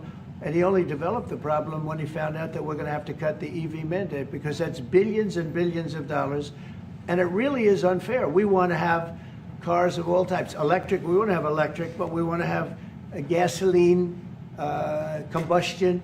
We want to have different. We want to have hybrids. We want to have all. We want to be able to sell everything.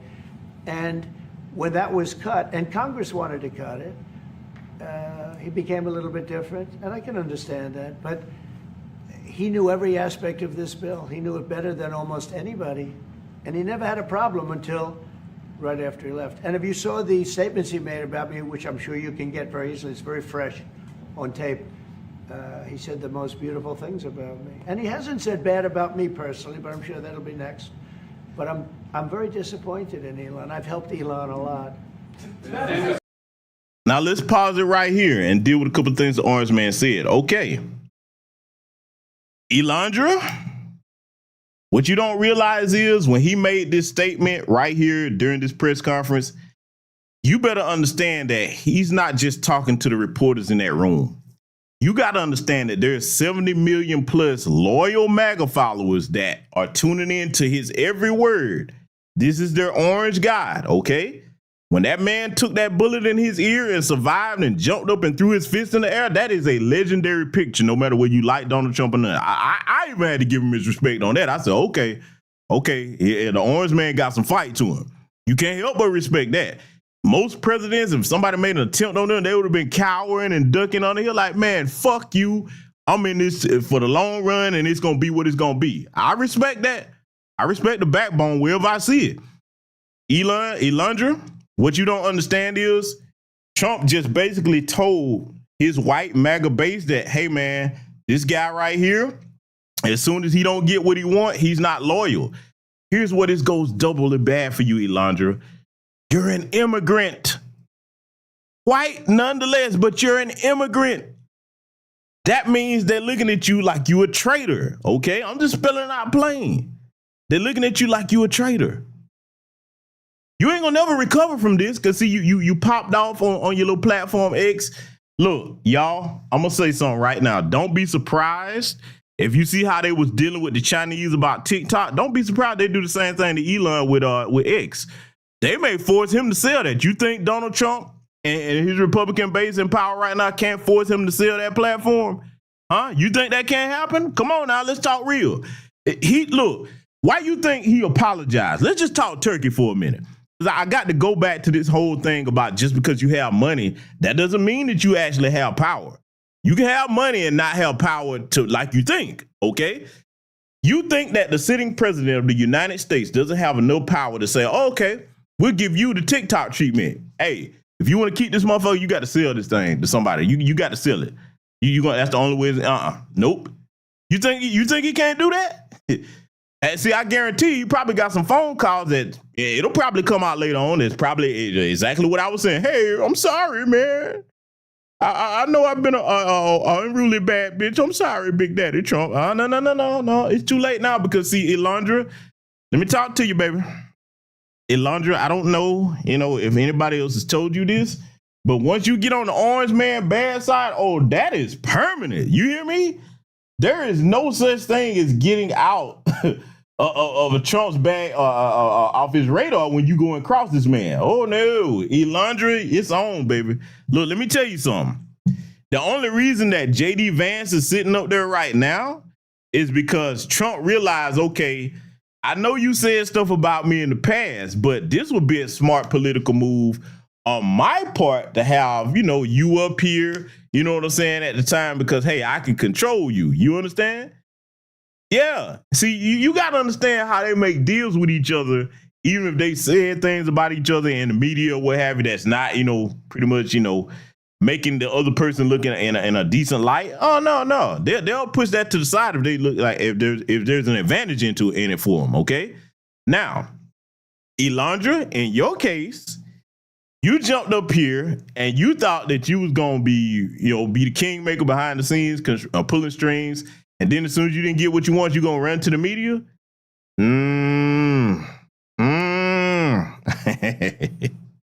You're going to learn something about how power works with the orange man here and most white folks in this country at the political level. because now your name is mud. You may have a few people that's on these little fringe outskirts that will support you, Elandra, but it ain't gonna be the majority of white folks. They're looking at you as you traitor. Okay, you're not gonna be able to recover from this. Watch what I tell y'all, man. In the next coming days, you saw when he jumped out there making those statements. I'm gonna show you how you know I'm right about this. Don't listen to me. Look at the stock market. Remember in that YouTube short that I put up, because you know I blend humor with a little bit of facts.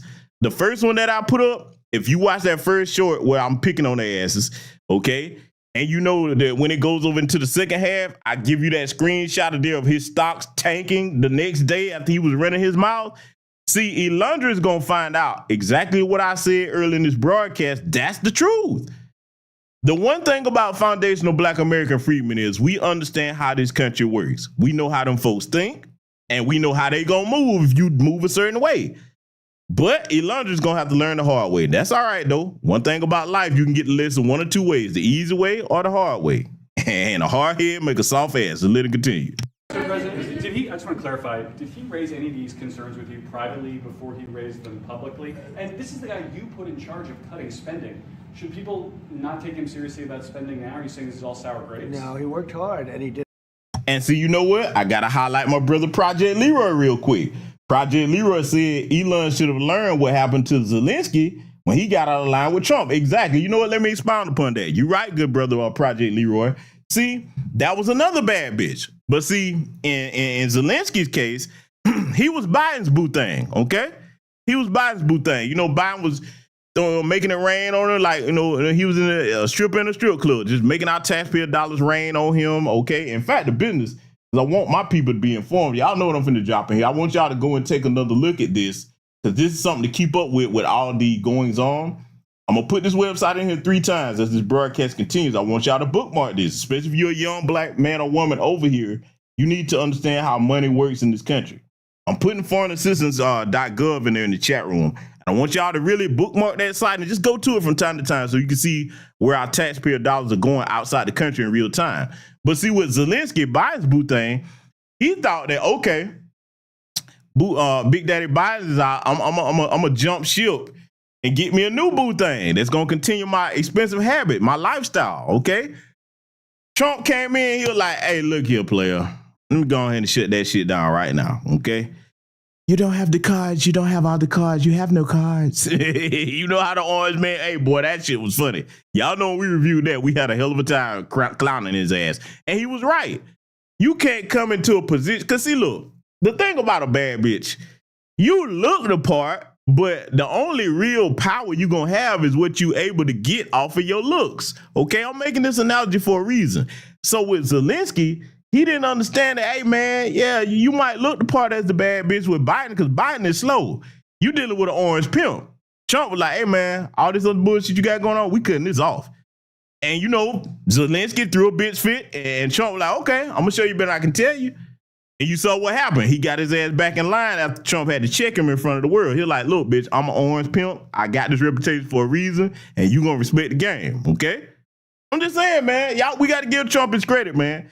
He put them bad bitches back in place like he should, okay? Let's let it continue. Did a good job.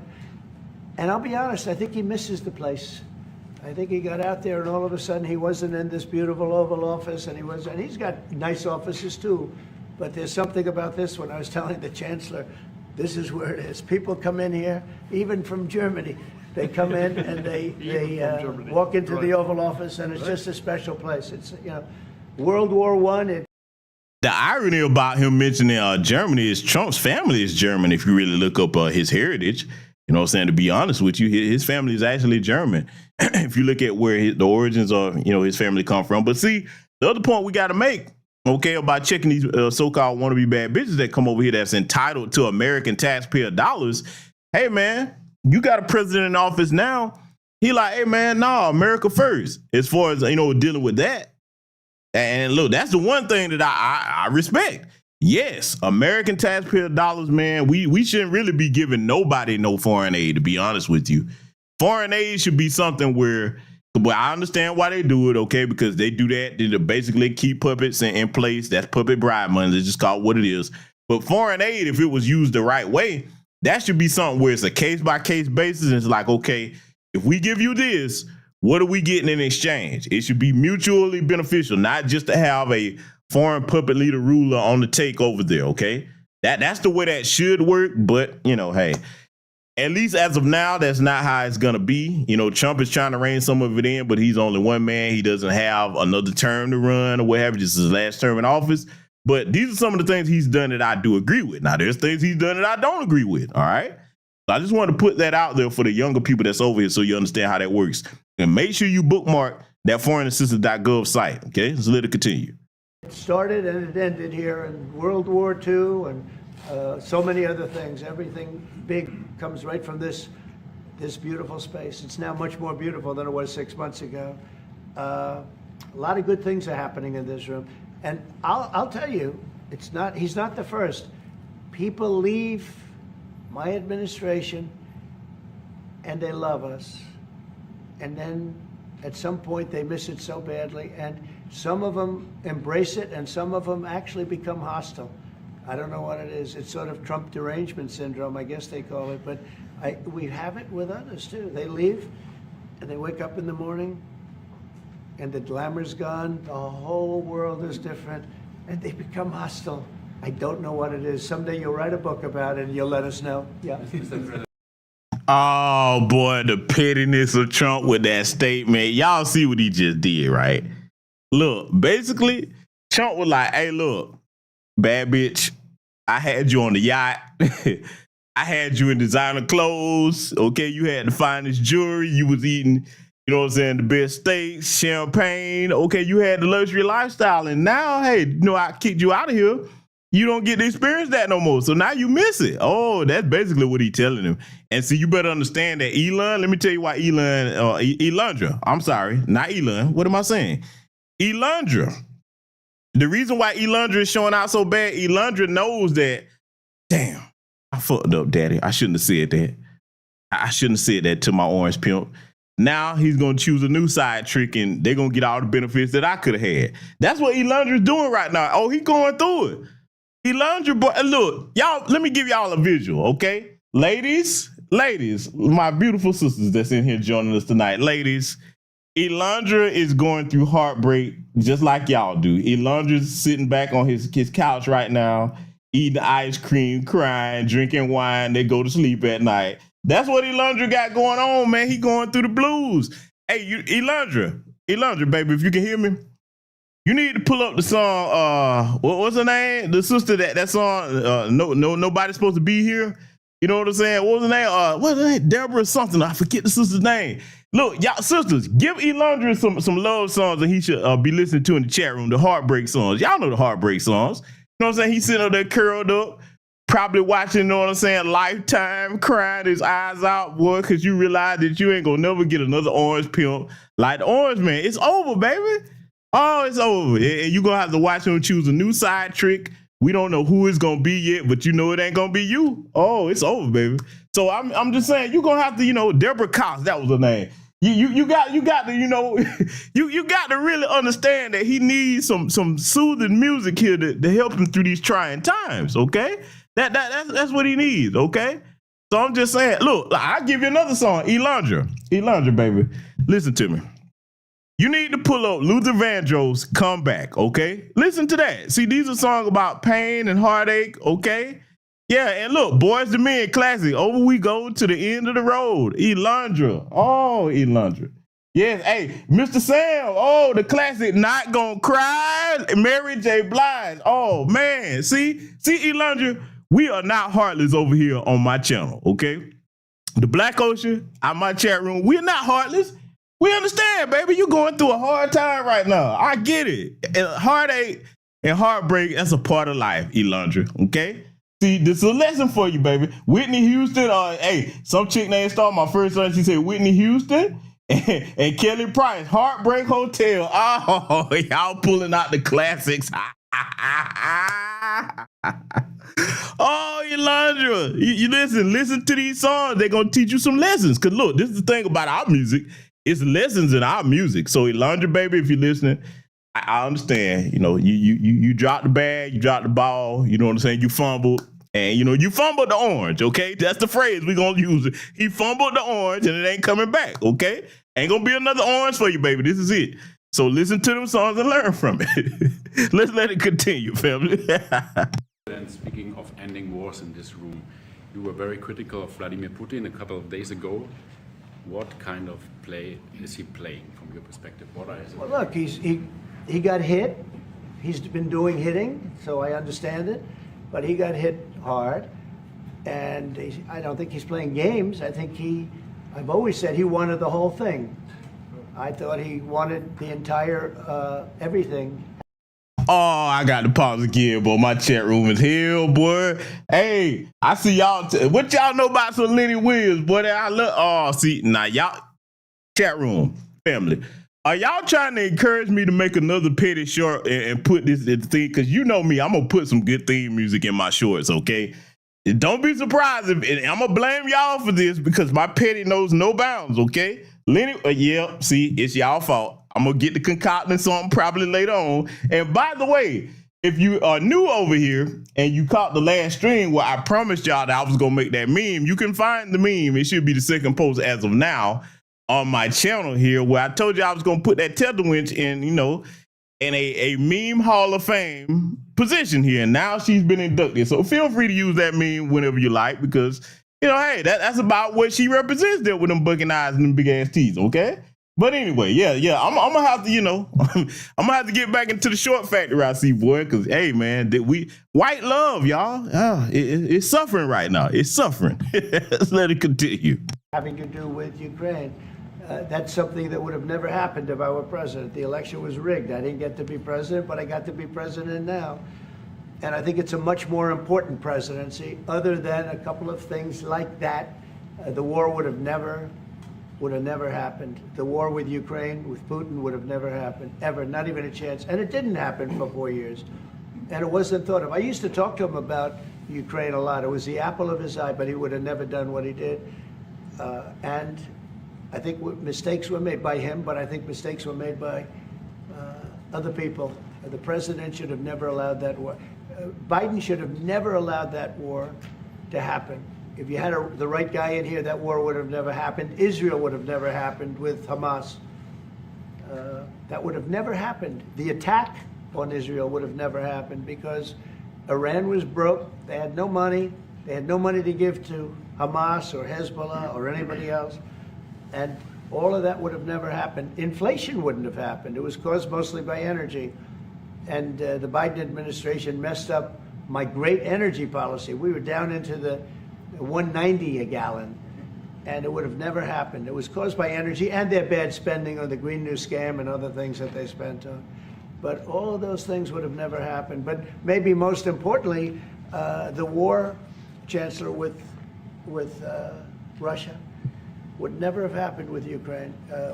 It was something that would have, you know, I dealt with Putin a lot. There was no chance, zero. And you know, a lot of people say, how do you know? For 4 years it didn't happen. There was never a chance of it happening.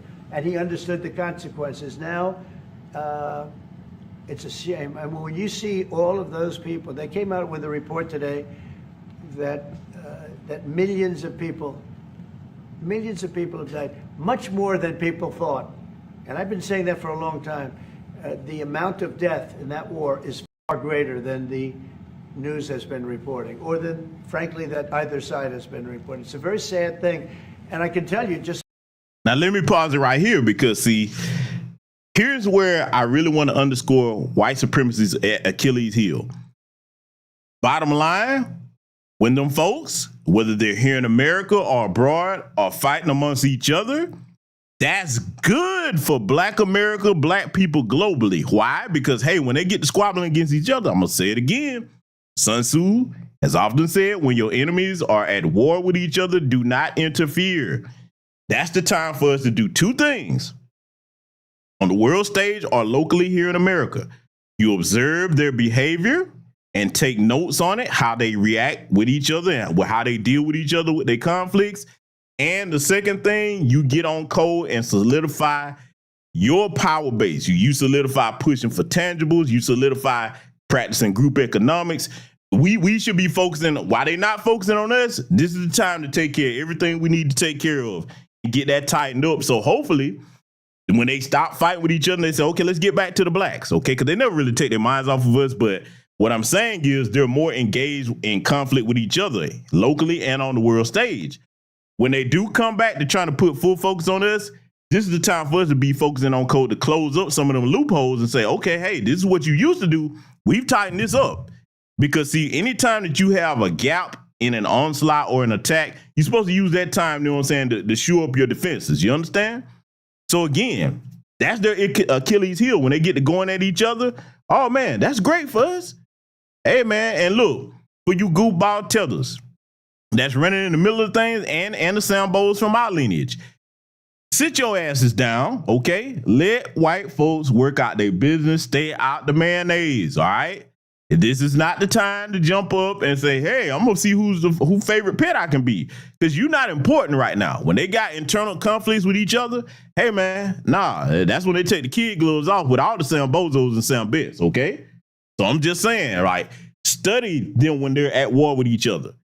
All we should be doing is taking notes and making sure that we solidify what we need to take care of in Black America. Because it's time for us to put ourselves first. We haven't done that in a long time. And I'm loving that I'm starting to see my people across the nation, whether they of our lineage or if they on code non-FBA, they get it. They're like, hey, man, nope, it's time for us to focus on ourselves. Let's let it continue. Speaking for the chancellor, because we speak about it, he feels the same way. He wants to see it ended. Would you like to say something? Absolutely. And I'm here, Mr. President, to talk with you later on how we could contribute to that goal. And we all are looking for measures and for instruments to bring this terrible war to an end. And may I remind you that we are having June 6th tomorrow. This is D-Day anniversary, when the Americans once ended a war in Europe. And I think this is in your hand in specific, in ours. That was not a pleasant day for you? No, that was not a pleasant. This was not a great in day. the long run, Mr. President, this was the liberation of my country from Nazi dictatorship. That's true. So, that's true. And we know what we owe you. But this is the reason why I'm saying that America is again in a very strong position to do something on this war and ending this war. So let's talk about what we can do jointly, and we are ready to do what we can. And you know that we gave support to Ukraine, and that we are looking for more pressure on Russia. The European Union did, and we should talk about that. We will talk about it. And, Yeah. you know, it's good timing. The numbers for our country are through the roof, the economic numbers, because of the election and because of tariffs and other things, a lot of things. But we've had some of the best numbers we've ever had. They were reported yesterday, the day before, and even today. Country is doing really well. I think that one of the things you'd be most interested in is that 6 months ago, we were having a hard time getting anybody to join our military. I mean, they just couldn't do it. The numbers were record low. We couldn't get people to join the military. It wasn't me. This was before I got there, the past administration. But 6 months ago, a year ago, the numbers were record low. You couldn't get them to join. That included the police. And you couldn't get them to join. Now, we just hit the highest number in the history of our country, we think, but very close, but the highest in the history of our country, recruitment, joining the Army, Navy, Air Force, Marines, Coast Guard, police forces all over the country. What did you do for that? What Now, I want to pause this because, see, this is what stood out to me when they started talking about the military. And y'all know my stance on that, regardless of being retired myself. Hey, nope. For Black Americans of my lineage, no, you know, not until you pay us the reparations and give us an anti-Black hate crime bill. That's just my personal stance on that. So I don't encourage young Black men or women to go into the military. I'm saying it again, but if they ask me for advice, I'll shoot straight with them about it so they can make an informed decision, not just from the pros, but I give you the cons as well so you can make an informed decision. But I'm glad he brought that up because, see, like I posted about on X, now this whole illegal immigration thing that our brothers and sisters over there in California are witnessing, they love to tell us how much harder they work. Now's their chance to prove it. You're starting to see more of them that are in the military and in law enforcement. You starting to see where that double allegiance that we warned y'all about in new Black media space, you starting to see that come to the forefront. So right now, all we got to do is just sit back and be like, see, didn't we tell you? White folks, didn't we tell you that people that come over here and flee from their country, they're not gonna be loyal to this nation like us. They're not. They learning that the hard way right now. So don't be surprised if during Trump's tenure in office before he leaves, there's gonna be some changes to a lot of that, okay? Because you look, you really think they're gonna have people like that post I showed y'all on X, man, that's in uniform talking the way she was talking? Oh boy, I'm gonna go in on that motherfucker. Y'all just wait.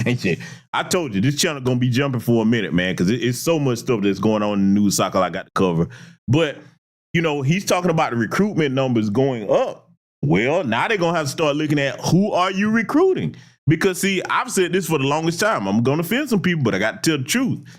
When you look at America, you're inviting people here from other nations that we've gone to war with and letting them become service members.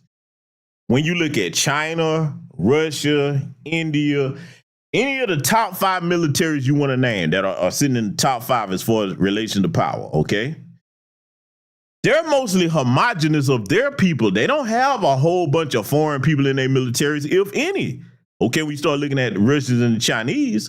So they understand that, hey, man, if you're going to be a part of the defense of this nation, you got to be of this nation. And look, I hate to say it, man. I get it that that's one path to citizenship that a lot of them tend to take. But you got to look at these double allegiances. I've covered over the years. Y'all seen that story I put out? You can go down the archives of my channel where I showed y'all how they caught those Chinese double agents in the military, huh? Oh boy, y'all seen that? I mean, it's been many stories like that I've covered on this channel, okay? So now that we starting to see more of them get bold and show their true colors, that goes to show you that, one, they don't respect the laws of this nation and they look at it as if they're entitled to get these benefits that they're getting that they won't give black people, by the way, huh?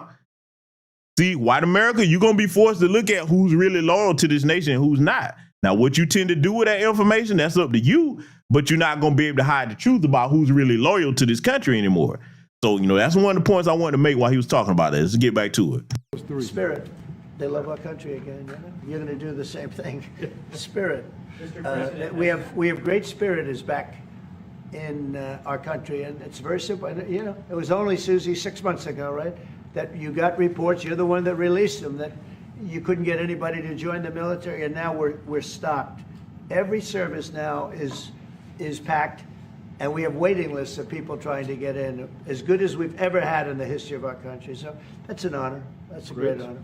Mr. President, on the war. On California. You've asked. You've had enough. Go ahead, please. Mr. President. Hey, did y'all see what he just did with that reporter? He was like, you've asked. You've had enough. Oh, Elandra. See, look, y'all seeing examples of the orange pimp hand. Hey, man, the orange man don't play games, man. He's like, look, you've had enough. You've asked. You've had enough.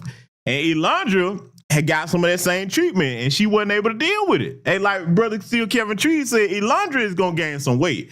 Look, the next time you see Elandra doing a public appearance, pay attention to that weight gain. It's coming, okay? That's going to be long nights of tears and Haagen-Dazs on the couch, crying yourself to sleep, watching a Lifetime. So, you know, I'm just letting y'all know, you see on display how, you know, the orange man was dealing with Elandra on her way out the door. So to continue. So would you consider to put more sanctions on Russia? Because this discussion is going on now for weeks and months, and you tweeted about it once, but then nothing happens. So yeah, when I see the moment when we're not going to make a deal, when this thing won't stop, is there a deadline? If that moment, yeah, it's in my brain, the deadline. When I see the moment where it's not going to stop, and I'm sure you're going to do the same thing, will be very, very, very tough. And it could be on both countries, to be honest. You know, it takes two to tango. But we're going to be very tough. Whether it's Russia or anybody else, we're going to be very tough. That's a bloodbath that's going on over there. And when I see the moment where I say, well, they're going to just keep fighting. You know, I gave the analogy yesterday when I spoke to President Putin. I had a 2-hour and 15-minute call with him. Sometimes, and this is me speaking maybe in a negative sense, but sometimes you see two young children fighting like crazy. They hate each other and they're fighting in a park. And you try and pull them apart. They don't want to be pulled. Sometimes you're better off letting them fight for a while and then pulling them apart. And I gave that analogy to Putin yesterday. I said, President, maybe you're going to have to keep fighting and suffering a lot because both sides are suffering before you pull them apart, before they're able to be pulled apart. But it's a pretty known analogy. You have two kids, they fight. Sometimes you let them fight for a little while. You see it in hockey, you see it in sports. The referees let them go for a couple of seconds, let them go for a little while before you pull them apart. And maybe, and I said it, and maybe that's a negative because we're saying go, but a lot of bad blood. There's some bad blood between the two. I have to deal with it, and the chancellor has to deal with it. It's incredible. The level of, there's a great hatred between those two men, but between the warring parties. Great hatred. Now, let me expound on why a lot of people, because a lot of people are like, well, why does Trump care so much about Russia and Ukraine fighting each other? Okay, now, this is where when we often tell y'all about the system of white supremacy being global, this is where that comes into play. Let me give you what Trump's logic is here. Right here in America, we see their birth rates are in the toilet. You may as well say they're below replacement. This is why you're going to see their behavior become more erratic. You're going to see them trying to pull more school shootings, which ironically, when they target each other, that's not helping your birth rates out. So much for them 14 words, huh? But the more erratic they become because those numbers are going low, all we have to do as Black Americans is make sure we don't go down the drain with them. All right, because that's how they operate. If they look like they see that the end is coming for them, as far as like them being able to procreate and get their numbers back above replenishment, they're going to try to take us with them. That's just how evil the white supremacists are. And I hate that for them, but hey, they earned that. They have been the authors of their own fate by their own hands. Now, where this is extrapolated out on the international and global level, if you know anything about the global percentage of white folks on this planet, they're a global minority. Right now, their numbers are sitting at 7% and declining, okay? I remember a couple of years ago, it was 8, 9%, something like that. So that's a pretty significant dip when you look at the grand scheme of things as far as time. Okay, 7% and declining. So Trump is like, hey, man, look, it's a lot of white folks dying over there. You're going to make us even more of a global minority. And they're sensitive about that. You understand? Because, see, you got to understand something. White people can only get other white people by procreating with each other. Whether they're French, German, Russian, American, whatever.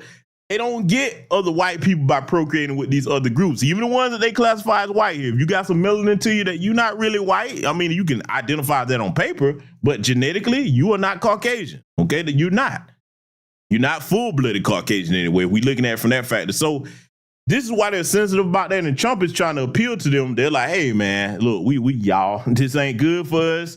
On the world stage, you see the German chancellor there next to him. If you know anything about the history between Russia and Germany, Russians and Germans, even to this day, they traditionally don't sell horses with each other. They don't like each other due to their past history with wars or whatnot. However, Trump is trying to be the white guy since he's the so-called leader of the free world. Y'all know that term they use. He's trying to be the white guy that's like, look, man, our numbers are not looking good. This isn't helping. You know what I'm saying? That's what he's trying to talk to them and get them to see. So that's why the American president is concerned about that. All right. That's where he's coming from. All right. So again, for us Black folks, hey, man, not our business, not our problem. What we're concerned about is the empowerment of our people and the reparations that are due us. So when two white sheets are going at it with each other, hey, man, hey, let them folks do what they do.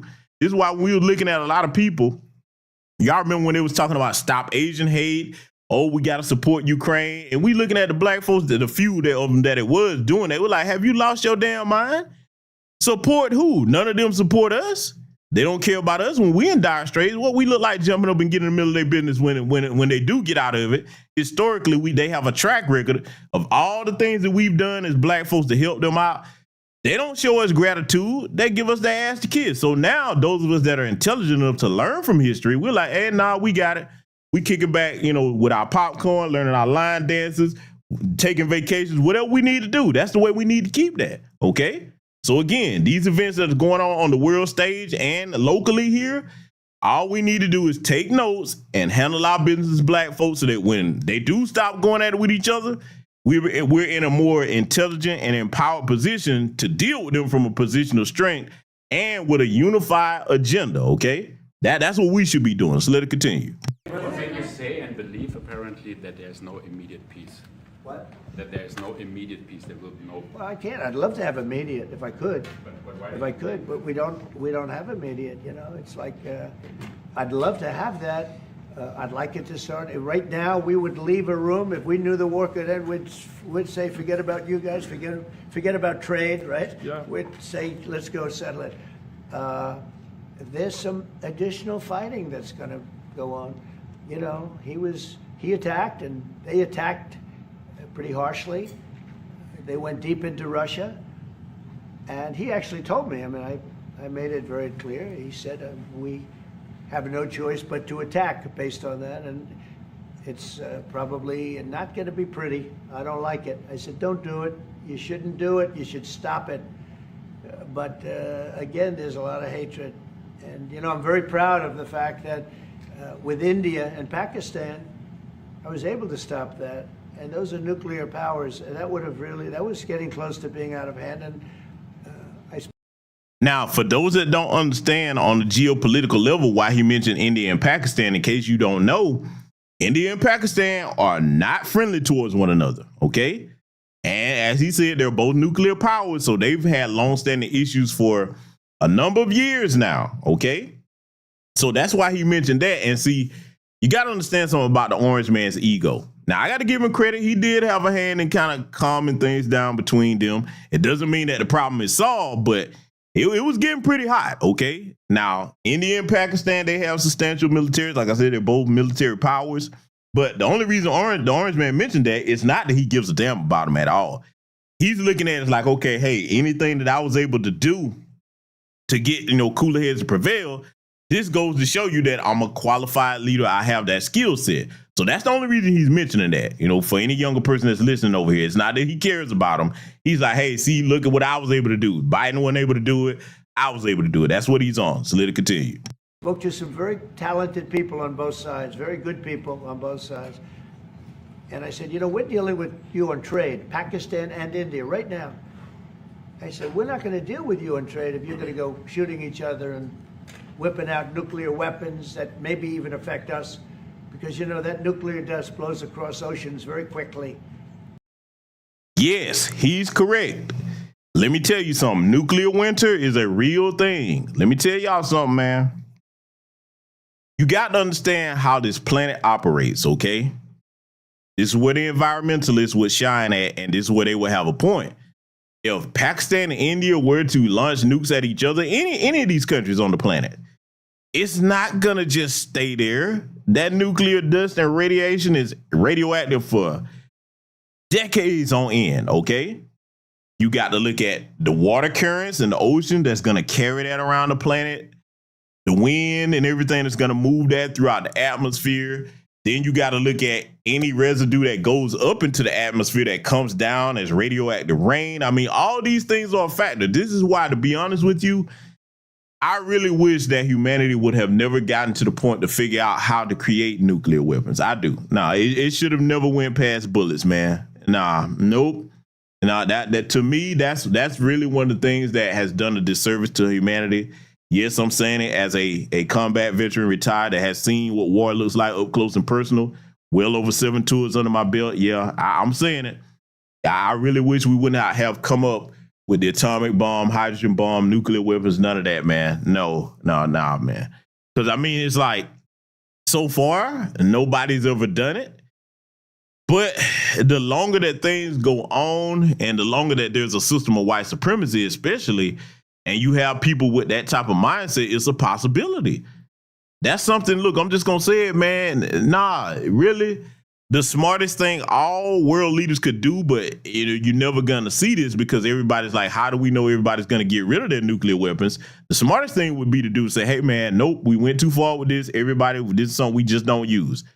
Not going to happen because nobody's going to be able to verify that everybody got rid of all of their weapons. So people are operating under this term. All of my retired military and current military, you know the term I'm about to use.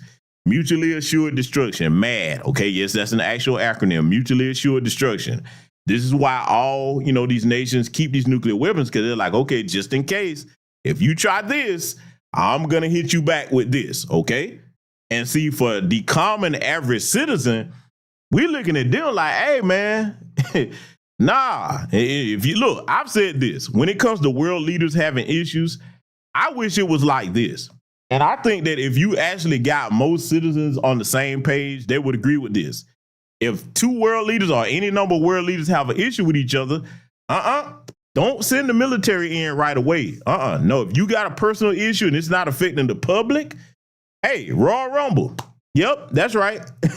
Yeah, I'm going here. I got jokes, but nah, hear me out. No, and we need a Royal Rumble, a WWE tough man competition. You get in the ring, you sell it, you get your ass whooped. That's the end of it. May the best man win. That's how we need that. Don't send young men and women to die over your bullshit because you got a petty issue with somebody. Look, let me tell you something.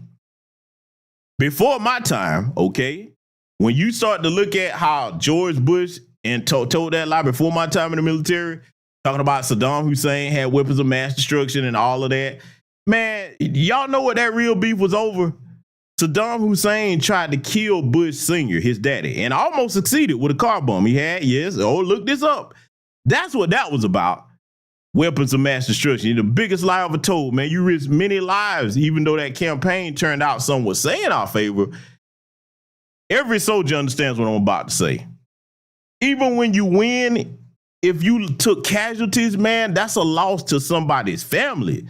That's not just, okay, business as usual, we got the agenda to accomplish. The people that's on the ground, man, we care about our comrades out there that we serve shoulder to shoulder with that have to get the job done, where these politicians get to sit in office chairs and give orders, especially if they as had never served in the military. It hit different for those of us that have. So you tell this lie about weapons of mass destruction and then we never find them? You sent us to war over a lie for those that served in that campaign, because that was before my time. You understand? Man, listen, dude. Y'all, like I said, we need to get to that point where everybody around the world in every country be like, nope, if you have issues with each other, you fight it out. Because, see, to be honest with you, let me tell you what that will solve. If we had it set up that way, hey, you would actually have to be about standing on business if you got in political office. That should be a qualification. You should have to prove that, hey, when it comes to combat, before you give an order to send somebody to war, we need to see what you're capable of. Huh? That's the way that should be. But anyway, hey, in a perfect world, it would be that way, but we don't have it that way. Let's let it continue. It affects us. And I said, if you're going to do that, we're not going to do any trade deals. And you know what? I got that war stopped. Now, I hope we don't go back and we find out that they started, but I don't think they will. They were both good. They were well represented. I want to congratulate both countries because, as you know, the leader of India, who's a great guy, was here a few weeks ago. We had some great talks. We're doing a trade deal. And Pakistan, likewise, they have very strong leadership. Some people won't like when I say that, but, you know, it is what it is. And they stopped that war. Now, am I going to get credit? I'll never get credit for anything. They don't give me credit for anything, but nobody else could have done it. I stopped it. I was very proud of that. I wish we could do the same thing with Ukraine and Russia. And at some point it'll happen. I believe that. And if it doesn't happen, or if I see somebody's out of line, if Russia's out of line, you'll be amazed how tough. Remember this. They like to say that I'm friends with Russia. I'm not friends with anybody. I'm friends with you. I'm not friends with it. I want the right thing to happen for our country, for everybody, for humanity. But I'm the one that stopped the pipeline. It's called Nord Stream 2. Until I came along, nobody ever heard, not one person in this room ever heard of Nord Stream 2. You probably did, yes, because it went to Germany. He's the only one knowing that this was a mistake. But yeah, I stopped him. I stopped it. Yeah, and you've said that openly. Yeah. It was a mistake because, and I used to go with Angela. I'd say, well, wait a minute. We're spending all this money to defend you against Russia, and then you're giving Russia billions of dollars a month. What kind of a deal is that? You know, which was, but you said it better than anybody else. I appreciate it. But I'm the one that stopped it. And that was the biggest economic development job, if you want to call it that, in the history, think of it, in the history of Russia. That was a massive, it's the biggest pipeline in the world. Going to go all over Europe, not only to Germany. You know, they were Germany, but then they were branching off all over to Europe. Nobody ever heard of, not one person of you heard of it. and I stopped it. It was dead. And then they say, I'm friends with Putin. I got along with him. He respected me, I respected him. It would have never happened. But I stopped Nord Stream 2. When Biden came in, almost the first week, he approved it. He let it be built. And then they say that I wasn't tough on Russia. Putin said to me, you know, you're not tough on Russia. You stopped the biggest, most important job we've ever done. You stopped it. And Biden came in and he let it be built. And I'll tell you what, I'll never forget the day I had it totally stopped. They weren't building. They gave up on it. They weren't able to. And then Biden came in and he let him build. I couldn't believe it. Okay, one or two questions more. Now, what he just said about Biden and his style of so-called leadership, man, I hate that I have to agree with Trump on this. Look, let me tell you something, man. Nobody respects a weak person, okay? Definitely in the terms of manhood, okay, in a leadership position. A yes person, people that you say yes to all the time, you don't tell nobody no. That's really what Biden was. Nobody respected Biden on the world stage. Let me tell you something. Remember before the decision of the election was final, Putin and Xi Jinping and Kim Jong-un, you know, they was joking about it. They're like, yeah, they was hoping Biden got back in there. Cause boy, let me tell you something. Had Biden won and Commandment them got back in there, man, we would be flooded with anti-black illegal aliens, and on the world stage, it would be a total shit show. You hear me? Cause look, they already know. They're like, y'all, man, what y'all gonna do? Y'all a bunch of punks, man. They sit on there, they don't know when to stop talking, in other words. You know what I'm saying? Now, let's be clear. The orange man is talking about, hey, what he could do with Russia, this, that, the third. I live in reality. And the one thing I keep telling y'all is Russia does have the hypersonic missile technology edge on us. So yeah, Trump, you talking like that, but anytime that a military has a capability edge on you, you can't overlook that now, okay? Because I mean, you know, look, those of us that have been on the ground that have served, we understand that, hey, you got to deal with what's really on the ground. You can't deal with fantasy, okay? So now, you talking like that? I'm like, yeah, okay, but you know, that's still a problem, because for those that don't understand, in layman's terms, they have faster missiles than the United States military, and we don't have anything with the capability to intercept that and shoot that down. Now, here's where that matters. Worst case scenario, they attach a nuke to a hypersonic missile. We can't intercept it. There's nothing fast enough to shoot it down. You understand? That's why that's a problem, okay? Not trying to scare anybody. I'm just saying that's the reality of it. So anyway, you know, like I said, when it comes to these issues they're discussing, it's good to be informed on how they view each other and what problems they have with each other so that we can take notes and see, here's the most important thing for Black America. If either side, Democrat or Republican, but we're going to talk about Republicans, if they say, hey, Black folks, we want you to vote for this, that, and the third, and you see why and you understand what their angle is when they're coming to you, you can say, okay, yeah, I see what you want. But what are you going to give me? If in exchange for my vote, you say you need this, okay, I'm going to need this. Now let's talk business. Let's talk political business, policy business, specifically for our lineage. If you want this, hey, give me this and we can do business, okay? Politics is business. That's what it's a business transaction. That's how we got to understand this. And see, this is why I present these types of things to you over here on this channel, so that you inform on what's going on with the political discourse, because it's important to know. I'm not saying you got to follow it every day. I'm not saying that you got to be, you know, so invested into the stuff. I'm just saying have a general understanding of how these white folks are dealing with each other on the world stage. So that way, if they come asking you for something, you understand the purpose behind that and say, okay, I know exactly why you coming to me. So let's just cut the small talk. And this is what I'm going to need in exchange for anything that I give you. So let it continue. Any questions? Any question for the Chancellor? Go ahead, for the Chancellor. I like his answers much better. Would you continue to support Ukraine? Yeah, I'm with Ukraine. We just signed a big deal on rare earth with Ukraine, and I want to. You know what? I'm for stopping killing.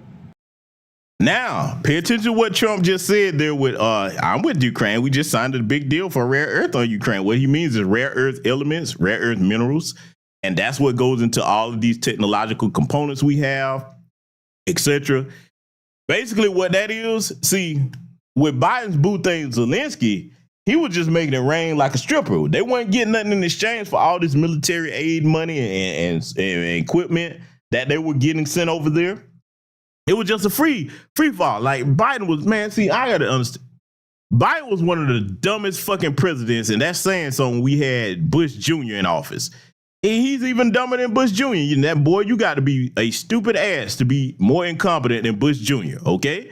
So now Trump is like, all right, hey, look, man, you done ran up a tab with your boo thing Biden there. I'm not playing that game. If you want anything else from us, man, what we getting out of this, okay?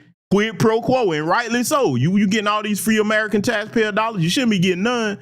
But if you're going to get this, what you going to give us in exchange? Yeah, so you damn right. We should be getting something out of it, okay? So I do agree with him on that. Let's let it continue. Really, that's what I'm for. Again, a war that would have never started, should have never started. I want to see the killing stop. We spent $350 billion, much more than Europe, but Europe spent a lot also. And they spent way over $100 billion. Yeah. So you're talking about close to $500 billion went into that whole thing. And it's not even the money, and I know with you too, it's a lot of money, but it's the death that's being caused. We went to the Middle East. I went last week to the Middle East. We took in $5.1 trillion. That's many, many times. That's 30, 40 times, 50 times more than what we're talking about. It's think of that, $5.1 trillion of investment with one trip that lasted 4 days. So it's not the money. It's a little the money, but not the money, the big thing. The big thing is the death. The death of, and really the decimation. You've lost a whole culture. You know, Ukraine had the most beautiful turrets. They call them turrets, the little towers, beautiful towers, the most beautiful in the world. They're all now laying on their side, blown to smithereens. It'll never happen again. They've taken away the culture of a country. They've taken away the heritage of a country. It's a terrible thing. But most importantly, again, is the death. 5,000 plus people a week, soldiers, are being killed. He doesn't want that, and I don't want that. One more. Yeah, please. Thank you. Mr. President, do you support the Graham bill on putting high tariffs on China? I haven't looked at it, but they'll be guided by me. That's the way it's supposed to be. They're going to be guided by me. No, I haven't looked at it. It's a bill on sanctions, etc. I'm a very quick study. At the right time, I'll do what I want to do. But it could very well be okay. I'll have to see. But they're waiting for me to decide on what to do, and I'll know maybe very soon. It's a harsh bill. Yeah, very harsh. Now, let me deal with that comment Trump just made about supporting that Graham bill. And basically, for those of you that haven't read it or don't know what the proposal is, he's talking about putting sanctions on China and Russia and the other places like that, don't play ball with them on the open trade market, etc., or some of these other issues that he was talking about. This is where BRICS comes into play. Now, this is where I have to give Russia and China credit at, because they're basically two shot callers in that BRICS organization, okay? They're saying, okay, how you've been bullying people for years, America, is you place sanctions on them. And basically how that works is all of these other countries buy into this system called the SWIFT system, the same system that all of us that use our credit cards here operate off of, your debit cards, etc. So if a country is upset with you, America in particular, hey, man, we just place sanctions on you. They cut you off that SWIFT system. This is why your line of credit is cut. You can't access money in certain accounts. Hey, we punished you because you didn't do what we said. Russia and China was like, okay, nah, enough of this bullshit. When they got our money right now, China, took advantage of the copy the China plan. Since white folks want to run over there with all the manufacturing jobs and exploit cheap labor, they was like, okay, now we've tricked your ass and finessed you.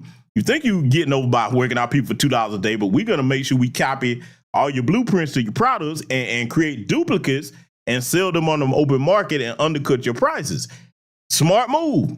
I tilt my hat. And that's some ultimate hustling right there for them white supremacists. I tilt my hat to China on that. So now Russia, okay, they've become, military and economic partners with China. Now, I've told y'all this.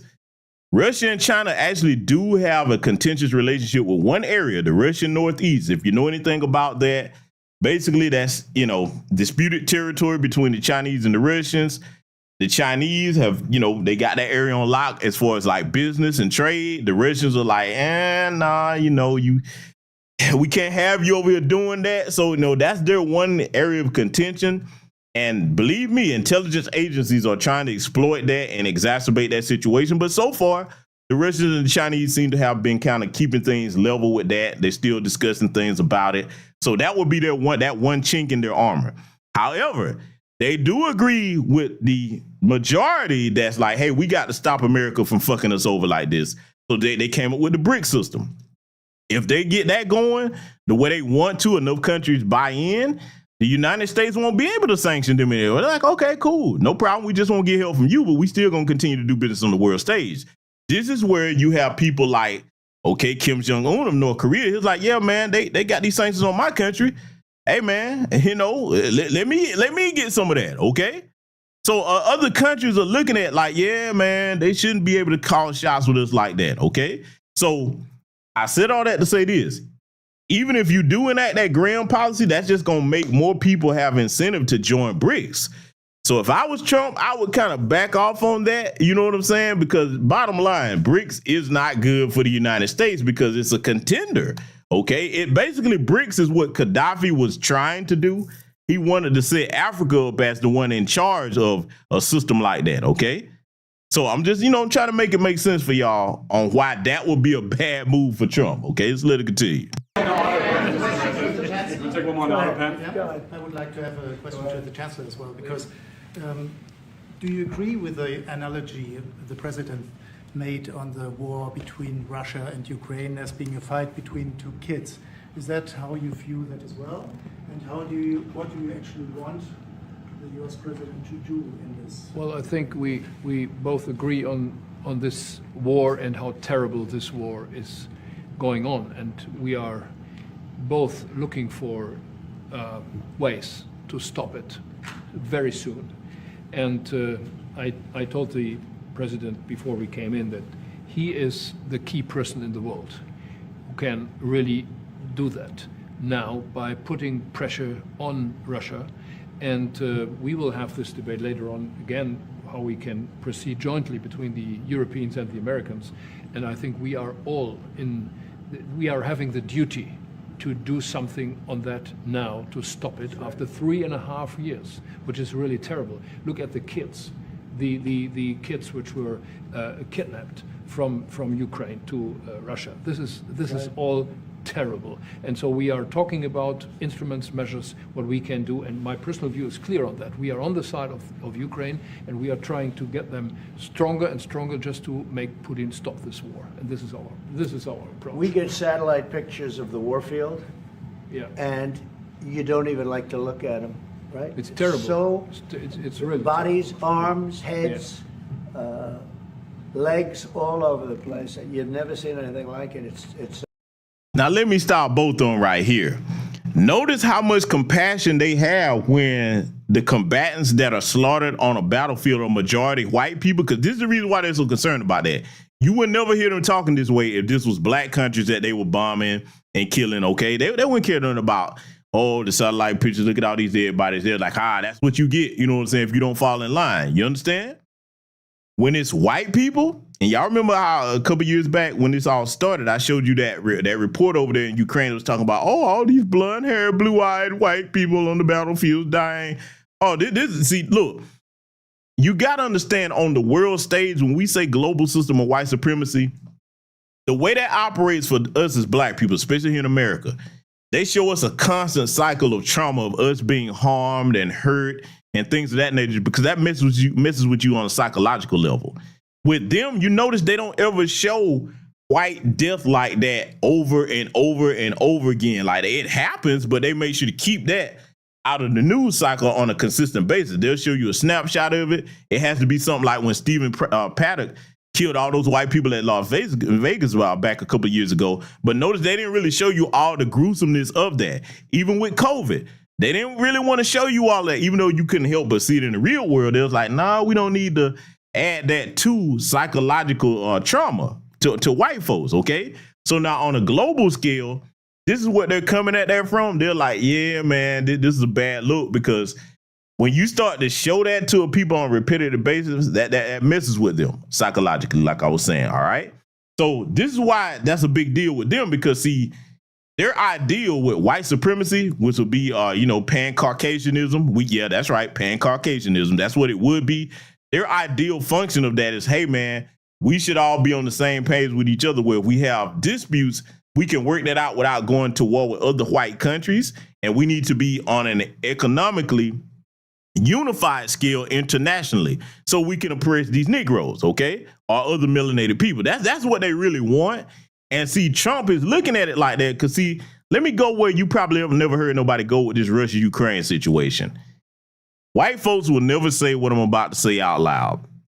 What Trump is trying to get them to see, and I would not be surprised if they're having these conversations behind the scenes where none of us, black folks or melanated people, would get to hear this. What Trump is trying to tell them, like, hey, man, look, what happens if a couple of the melanated countries that y'all have oppressed decide to say, hey, let's take this opportunity and kick both of them in their ass while they fighting with each other? Oh, yeah, see, people ain't going to talk like that. I'm looking at things from a strategic military point of view. If I was a melanated country where either of those countries, Russia or China, Russia or Ukraine had done something to me, I'd be like, oh, okay, you fighting each other now? Oh, this is trying to kick both of you in the ass. I would have plans and discussions with, fellow countries that you've aggrieved. And in the dead of the night, both of you would get fucked up, okay? Oh, yes. You see, I'm telling y'all, man, you better understand that that's how white supremacists think. When they fight against each other, they're like, hey, whoa, hey, guys. You remember we put our foot on these Negroes' necks, okay? What happens if they decide to unite and hit both of us while we fighting each other? Do you understand how strategically brilliant that would be? Look, let me give you another aspect of this, all right? Because there's more than one way to fight a war. I talked about which would be considered a hot war, okay, as far as those terms. The Cold War, as far as like economics, you got a new element, the Cold War today. You know what that new element is? I'm going to test my chat room and see if you know what the other way to conduct warfare is besides Cold War. What's the new element on the battlefield today that you can conduct? Well, I want to test my chat room real quick. I'm going to see if anybody gets it. Does anybody know? Because it's one of the, look, I'm going to be honest with you. There we go. I have a brilliant audience. I seen the first two people, Bruce and Brother Blacktree United. Yes. The cyber warfare end of things. Let me tell you something, man. Today, in the technological age, the one drawback about, the advancement of technology, when it advances faster than you come up with regulations for it, and then you start to rely on this, people talking about designing smart cities, etc. Let me tell you the drawback to a smart city, or even just with your appliances or any type of infrastructure that you have more and more technology. Your advanced hackers, think about a hacker from another country, which is what we're kind of dealing with over here. Hacker from another country say, oh, okay, you got your little smart city over here, or you pretty much integrated all of this where it's mostly, operating off modern day technology. I'll hack into this and shut this down. I'll shut it down and I will take you hostage and say, look, if you want me to take my cyber foot off your neck, I'm going to need this. Okay. And whatever that is, hey, who knows? It could go beyond money. Look, let me show you something, right? I'm gonna give you a real scenario, and I gotta be careful what I'm saying here, because what I'm telling you, these are the conversations that they have behind the scenes. They would never have what I'm about to say in a conversation in the open where the regular public could hear it. What if a group of skilled hackers said, no, we don't want your money. No, what we want is, hey, you see these troops that you got over here in this area? Pull them out and don't ever come back over here again. You see what I'm saying? What I'm saying is, what happens if you have hacker groups that saying, we don't want your money, we want political control or territory? What happens if they say, hey, look, if you want us to take our cyber foot off your neck, leave this particular politician alone that's running for this particular office? You see what I'm saying? I'm showing you where Cold War would be effective and the new component added on the Cold War stage, all right? Now, you combine that with a hot war element, man, look, dog, y'all don't hear me, man. Y'all better start thinking about the conversations that them folks are having behind the scenes, because everything I said, y'all, does that sound realistic to you? These conversations are taking place, trust me, okay?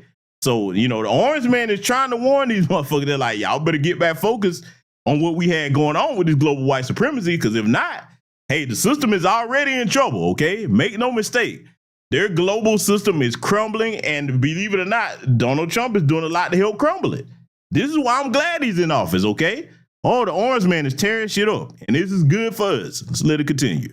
So ridiculous. And this is only by Russian weapons against Ukraine. This had never happened with Ukraine weapons against Russia. Never.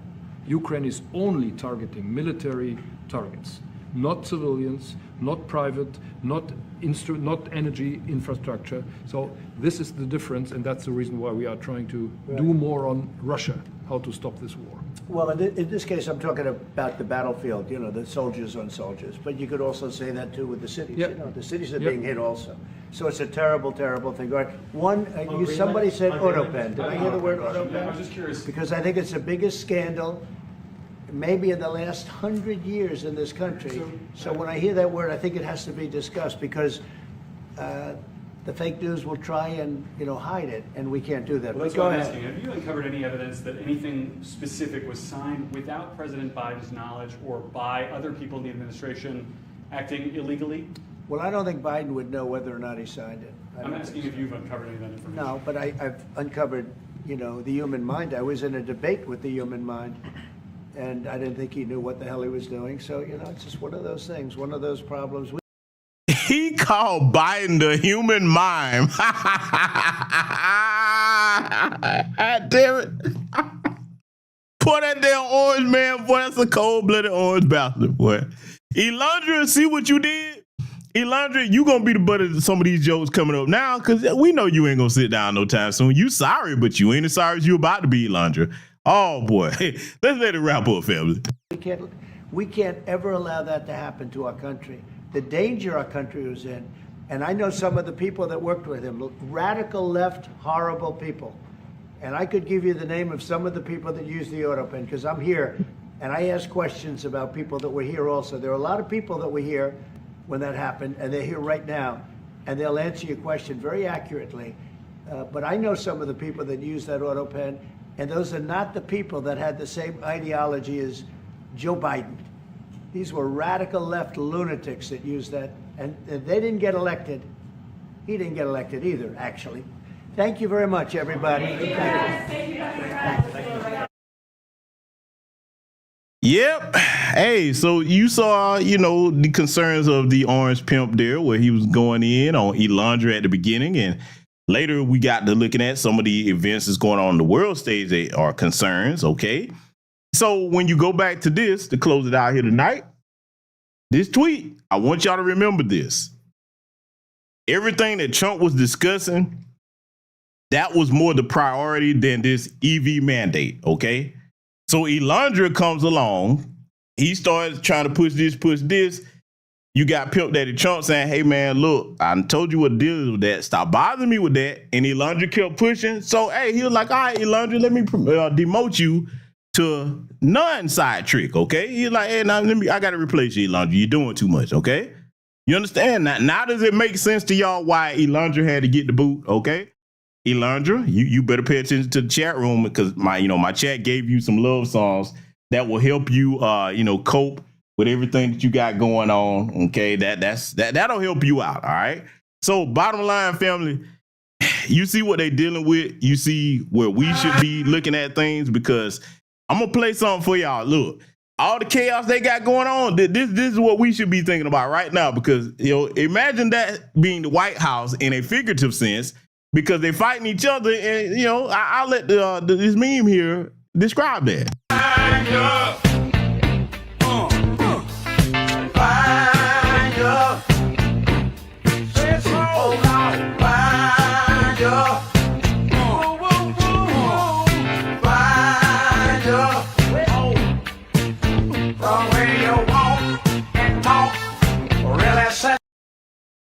Yeah. Oh, that whole system of global white supremacy is on fire. That's right. Hey, listen, man, this is the way it should be. This is what we should be focused on, and let them folks do what they gonna do with what they got going on and stay out of it, okay? Because, hey, man, it's our time to put ourselves first. We put everybody else ahead of us. It's our time to focus on ourselves first. And see, one final thing I want to say about that latest element of technology in the Cold War aspect, I'm gonna give you one of the most terrifying things for any country as far as like any the hackers on the world stage. Imagine if you, and because I want to personalize this for y'all, so this really sticks as I close here tonight. Imagine any of you in my chat room being a world leader, okay? And one day you find out that a group of hackers has hacked your financial system. And they basically stolen all the money out of your banks to the point where now people can't get paid. You know what I'm saying? Employees, government employees, nobody's getting paid. Do you know the civil unrest that would cause? That would crash a country from within, because one thing about it, you got to understand something. Everybody in this chat room would understand that, hey, man, whatever job you working or whatever, you go to work and they call to me and say, hey, guys, I know you put in work for the last week, 2, whatever, but you ain't going to be able to pay. You go like, hey, man, what the fuck you mean you ain't going to be able to pay? What you talking about? How long this going to last? Oh, well, guys, going through, you going to be like, oh, I can't hear nothing else you talking about. Where my money at? I put in the work. Where my check? Okay.